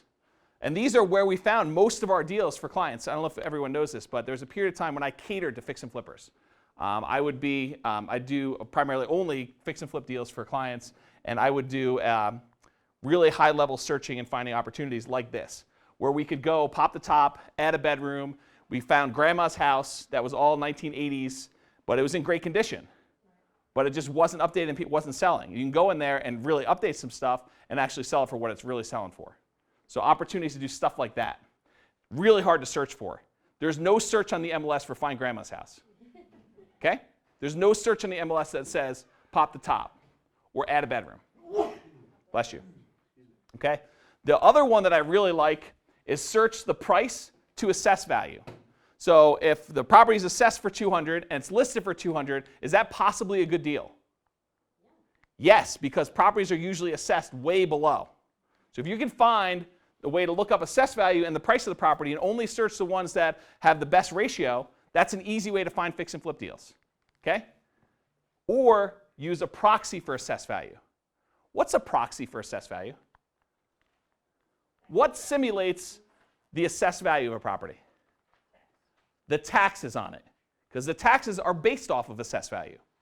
So if you think about the price compared to the taxes on the property, and you sorted all the properties in the MLS by that ratio, you now have a ratio that is a kind of proxy or kind of simulates what the ratio of assessed value to the price is. Does everyone follow? Yeah. Okay, so I have a tool that allows you to search by taxes to list price. So clients wanting to find below value properties can go to this special tool on my website where we say, okay, I want to see, I probably should show you this.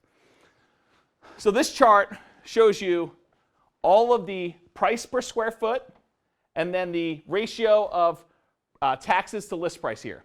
So the ones down here are worse deals. They're the ones where the taxes are really high compared to the list price. The ones over here are the ones that are better deals. The ones that have better ratios of taxes to list price, okay?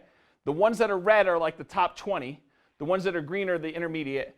And all of these over here, I think, are ones that actually sold. So it shows you, like, historically, what are they selling for? So you can compare them very quickly visually, okay? And then it lists the properties below. So let's say you wanted to go look at Fort Collins, and you wanted to look at, I don't know, 3-bedroom properties. So then you can go pick your bedroom. And it will show you a list of the Fort Collins 3-bedroom properties. I think you can even select bathrooms, but I'm not going to do it right now.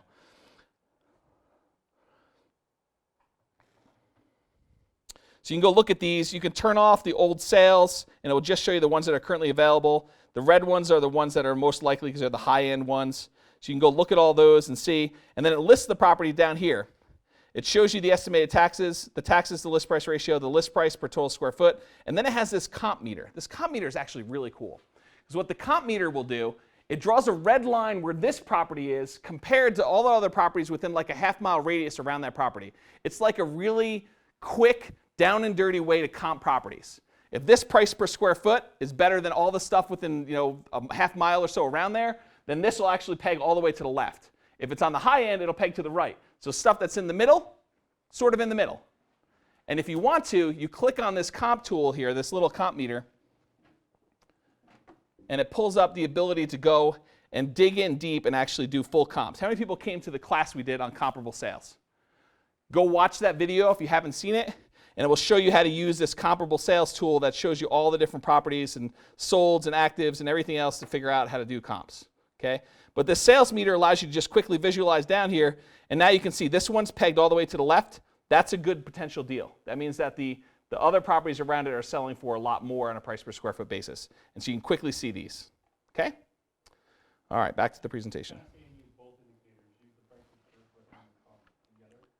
I think you use all of them together. I think you use this as a sorting tool to quickly sort through a lot of stuff. So you use that, and then you can go drill down and see more detail about comps. And then you go see it. Okay?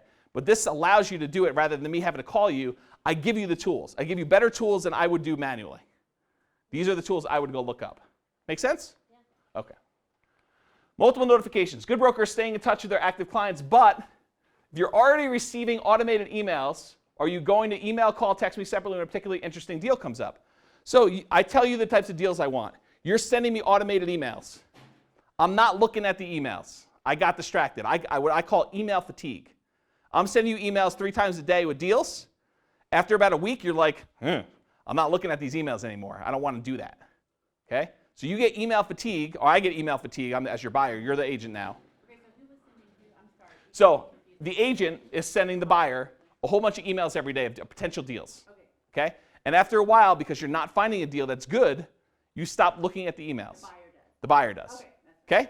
So the buyer stops looking at the email. Does the agent then manually call when a potential deal comes up? No. You just told me by your actions you're no longer interested, you're not looking. Crazy. So how will you know how serious I am as the buyer? If I'm not looking at the emails you're already sending, why would you think I'd be interested in manually calling you? It's not like I'm seeking out rejection, right? You're not looking at the emails, so I'm going to say to you, hey, Brendan, did you see the email I sent you? No, I wasn't looking. So why would I call him? Am I calling you to check in on a regular basis? The squeaky wheel gets the oil. So I think you actually reaching out to the agent and saying, hey, listen, I'm still active. I'm not finding stuff. Could we need to tweak something? Can we get together for lunch? All that stuff. And I say, hey, did you see the deal that came on this morning? That one looked interesting.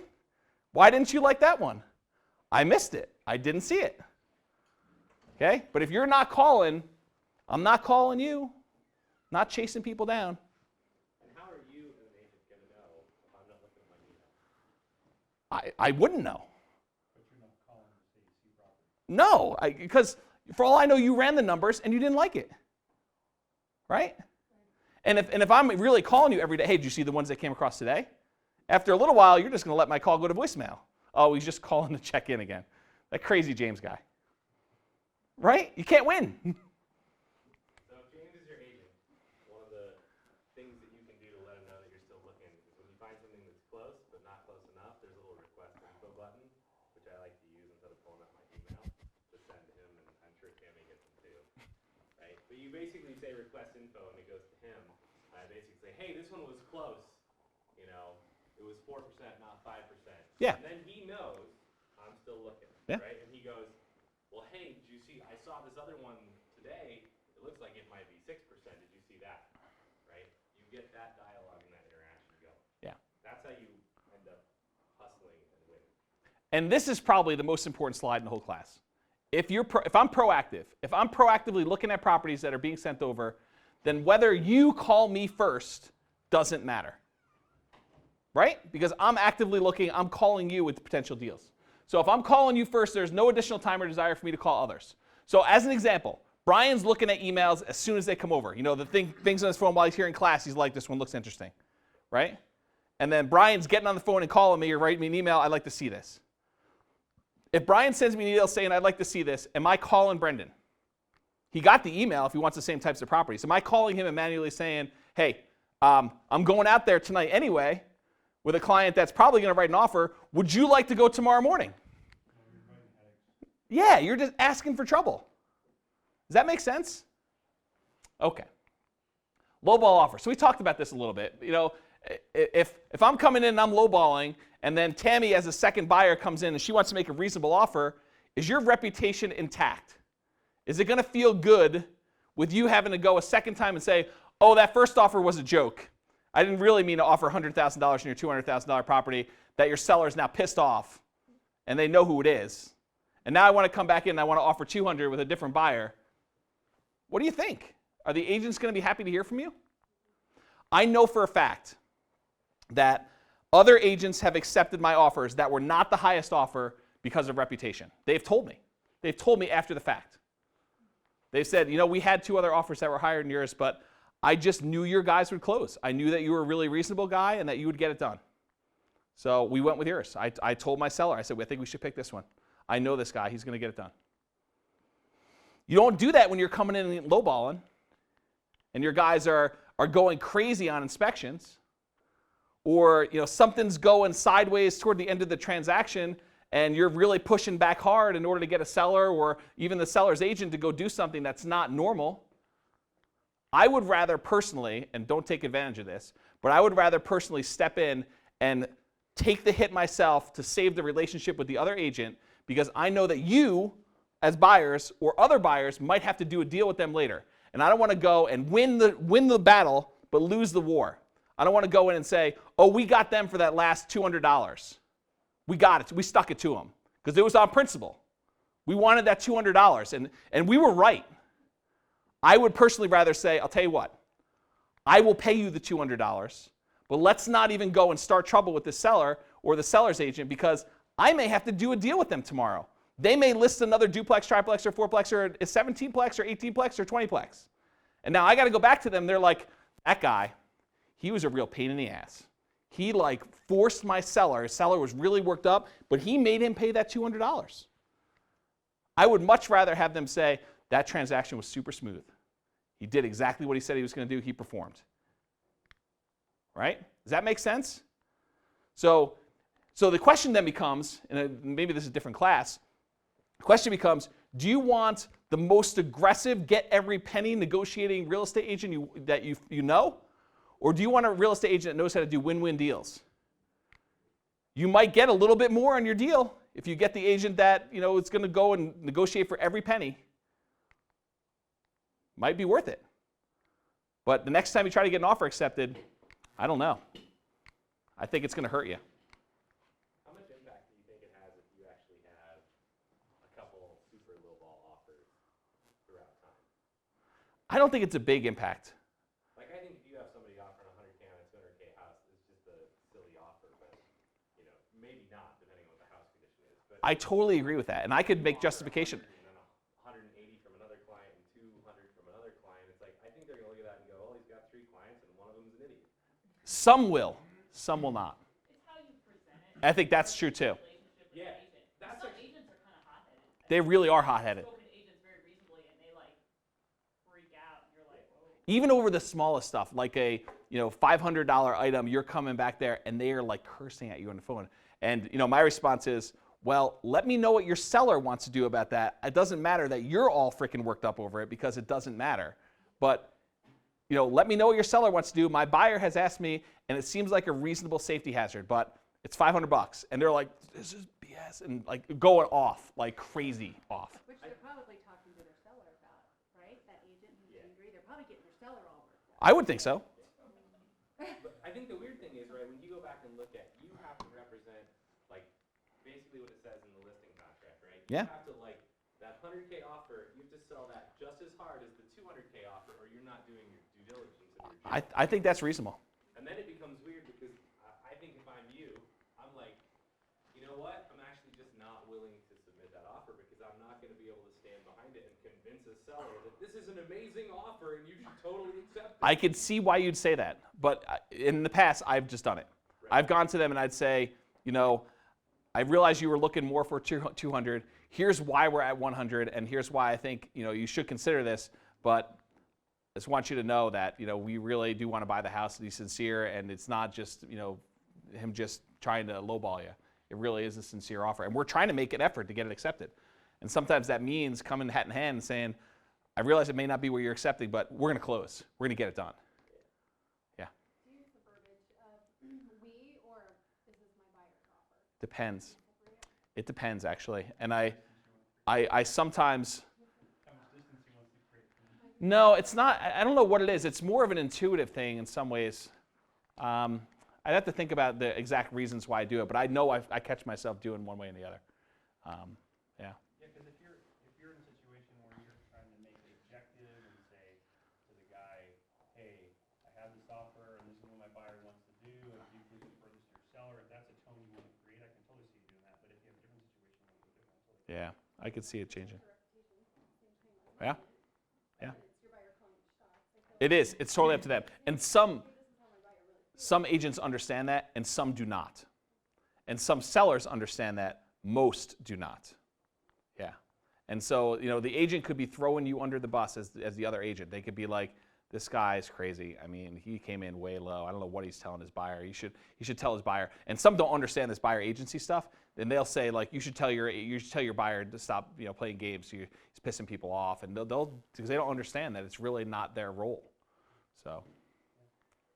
Some of this though is a bit relative based on market conditions. Agreed. Like 8 years ago, inspection wouldn't have mattered. Well, coming down 10,000 wouldn't have mattered. Yeah. Although our market, Fort Collins, has been remarkably strong. But yes, I totally agree. It's market dependent. All right, so we talked about this lowball offer stuff, right? I'm probably going to do a whole class on lowball offer. I've done one before, but okay. Best nomad properties, same thing. Nomad, you're owner occupying and you're getting some cash flow or buying a duplex. So there's part of it that you're likely to get other properties, but you're likely to have properties that you're just selecting for your own living in, and so the competition for those is probably going to be a little bit less.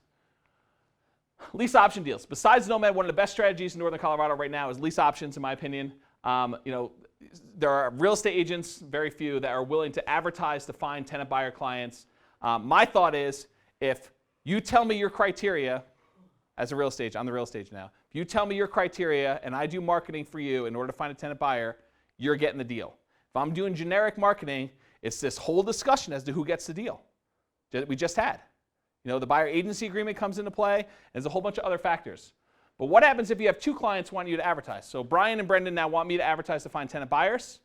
Hopefully their criteria is a little bit different, or I have to mark the ads. But he says I want 10K down, Brian says I want 7K down. Now I'm running two different ads and trying to find those buyers. How much are you charging to do that? The normal commission. 30%? Yeah, so it's a normal commission when we're doing that. Yep. When it's buying properties usually in the MLS. Because basically the tenant then picks out the property and we buy it. The investor buys it with me, and then they offer the tenant buyer the lease option. Okay. Give clients additional tools. Okay, so I'm going to really quickly go through this, but I give them tools to be able to run their own advertising for lease option deals if they want to. And so this is an example of that. This allows you to search for rent-to-own properties, and you run your own numbers on the back end. It tells them what the rent is, the upfront fee, and purchase price is on the property, and allows them to go look at them and sort them and all that other stuff. So you can see that. All right, off-market deals. Sending out marketing to find off-market deals for clients. So let's say you guys decide you're going to send out postcards to find off-market deals because you've got clients that want those. When you get a deal come in, who gets it? Yeah, tricky. Are you obligated with an exclusive right to buy listing contract? We talked about that. Remember property criteria. So if it says off-market or all properties, you got to do that. If you don't have a buyer agency agreement, I am not obligated to send you those deals. Did buyer pay for marketing? If the buyer says, hey, listen, I'll pay for the marketing, I want you to take the calls, and I want the deals, seems really reasonable to me, right? You obviously call them first if the buyer paid for marketing. Why did I say obviously? Does this supersede exclusive right to buy listing contract? I got a client. Brendan pays me $2,000 to send out, pays $2,000 to send out marketing. He has me taking the calls. I have another buyer agency agreement with Brian where I'm obligated to tell him contractually. Tricky, right? I think you almost have to write in all the other exclusive listing contracts that, except for marketing that is paid for specifically by another buyer. I think that's appropriate. Otherwise, you need to make the call. Yeah, I think that's appropriate. So intangible for calling with deals. Is buyer already talking with broker and broker happens to tell buyer about a deal? This happens more often than not. I'm on the phone with somebody, they're telling me they're still looking for deals, and I say, did you see that email that came across yesterday? They're like, what email? The email with the great deal. They're like, which one? The one that I just sent over yesterday to you. Did you not look at the email? No, I've not been looking at them for a couple days. Well, there you go. So if you're just happen to be talking to your broker a lot and communicating, you end up getting stuff. Okay? Is broker trying to return a favor buyer did for broker? Referrals listing property. So I'll give you an example of this. Crazy busy day, dealing with a bunch of stuff going on all over the place. Had marketing out from a while ago. Seller had called me. I'm out at the property talking to the seller. It's a deal. And the seller, really good rapport, seller says, I want you to buy the deal. I said, okay, great. I got a client who's willing to do this. I'll take it from you. And if they don't buy it, I'll take care of it. I'll make it happen. So I'm getting in my car. I got to go take care of a whole bunch of other stuff. I don't want to go call 4 or 5 people and tell them about the deal and everything else. So I go and I decide I'm going to call the one guy that I know has taken care of me in the past and is going to take down the deal. And so I call him up, tell him about the deal. He says, I'll take it. It's basically what you said is true, and I believe everything you say because you basically don't sugarcoat stuff for me. I'm going to go ahead and buy it. I'll take it from you. There's no discussion about what the fee is to me. I just know he's going to take care of me. So there's no negotiation. There's nothing weird. Just go ahead and do it. Great. I'm going to go put you in contact. We'll write it up and get it all done. Okay? We go and do the deal. Buyers actually goes and buys it, is doing the rehab on it, and a person comes up to him while he's doing the rehab. He's like, hey, listen, I saw the rehab you're doing. I want to buy it from you. So he has a buyer in there. And he basically told me, he's like, I'm going to take care of you on this one. I'm going to pay you up front, but I'm also going to list the property with you. But he has it for sale by owner sitting in front of him. My personal philosophy is don't stand in the way of people making money, so I'm not going to get in the way and try to finagle with it and stuff like that. But this buyer does what I consider to be more than the right thing. And he decides to pay me a fee as if I listed it for him with a buyer that he had. I literally show up at closing and collect check. Okay? Is that buyer going to get called back on the next deal? Yep. Yes. And that's what I mean by this returning a favor sort of thing. Okay? If someone's taking care of you and doing more than you expected, they get preferential treatment. Now, if someone else had a buyer agency agreement and I have to send the deal to them, totally different story. But if something comes up, it doesn't match anyone else, and I'm only making one call, I'm going to call someone who I know takes care of me. Okay? This buyer going to list it with broker for sale after the purchase. We talked about that a little bit. This broker waiting to call the next buyer on their list. So, happen to get a deal. Brian wants the deal. I call him up. I say, okay, what do you want to do? He's like, well, I'm going to go analyze the deal. Am I going to go call Brendan next? Because I know Brendan wants the deal too. Or am I going to wait for Brian to flesh it out, decide if he wants to move on it, and then call Brendan? I think it's a tough question. The buyer agency, it's really easy, right? But in this case, where there's none, what do you do? Do I send an email to 10 people? Do I really want to go see the property 10 times? No. So it's tricky. Or is broker letting several other buyers know it all at once? We talked about that. You're going to call a guy who can do the analysis in 15 minutes and call you back and tell you that they want to buy it. I think that's a compelling reason, to have someone who can make a decision. They're willing to either act or get off the pot. Yeah. Any questions? That's the end of the presentation. Look at that timing. Pretty good, huh? Any questions? Was this helpful at all? Kind of understanding some of the nuance of what's going in the head of an agent and stuff like that? Yeah. So is all those other tools just on your website, or where are those? They're for clients. Yep. So I have specialized tools that I have custom written for clients. So yeah, the stuff where you can have keywords and stuff like that, that's all just normal MLS stuff. But like the being able to sort properties for finding below market deals, that's a special tool. The cash on cash analysis tool is a special tool. What else? Oh, the lease option tool is a special tool. So I just write code for clients because I'd want that tool if I was doing it myself, and it's easier to give it access to the clients and have them call me with deals rather than do it all. So. You've probably never seen tools like that from any other agent, right? So James won't plug himself, but if you're not using James yet, and this presentation doesn't convince you, then you're silly. But I'm not going to call you. You guys understand now why it's like you're not going to get calls. It's like the presentation title is how to get the real estate broker to call you with the best deals. The answer is they shouldn't be calling you if they're really doing it right. Right? Well, and you shouldn't expect it, right? Yeah. I still think it comes back to you're trying to run a business, take action, make the phone call yourself, you'll get the deal. Period. Every time. That doesn't mean it won't happen. That is also true. There was an exception like the last couple days where I even commented to the client, I'm like, are you coming to class tonight? Because this is like the exception to the rule. I don't usually call clients when I see a good deal, and it's just email fatigue. You're getting so many emails, you stop looking after a while. I think that's it. Don't stop looking. Don't stop looking is really the answer. Yeah. All right, any final questions? Thank you all for coming. I need to go whiz like it's nobody's business, so I'm going to head to the bathroom.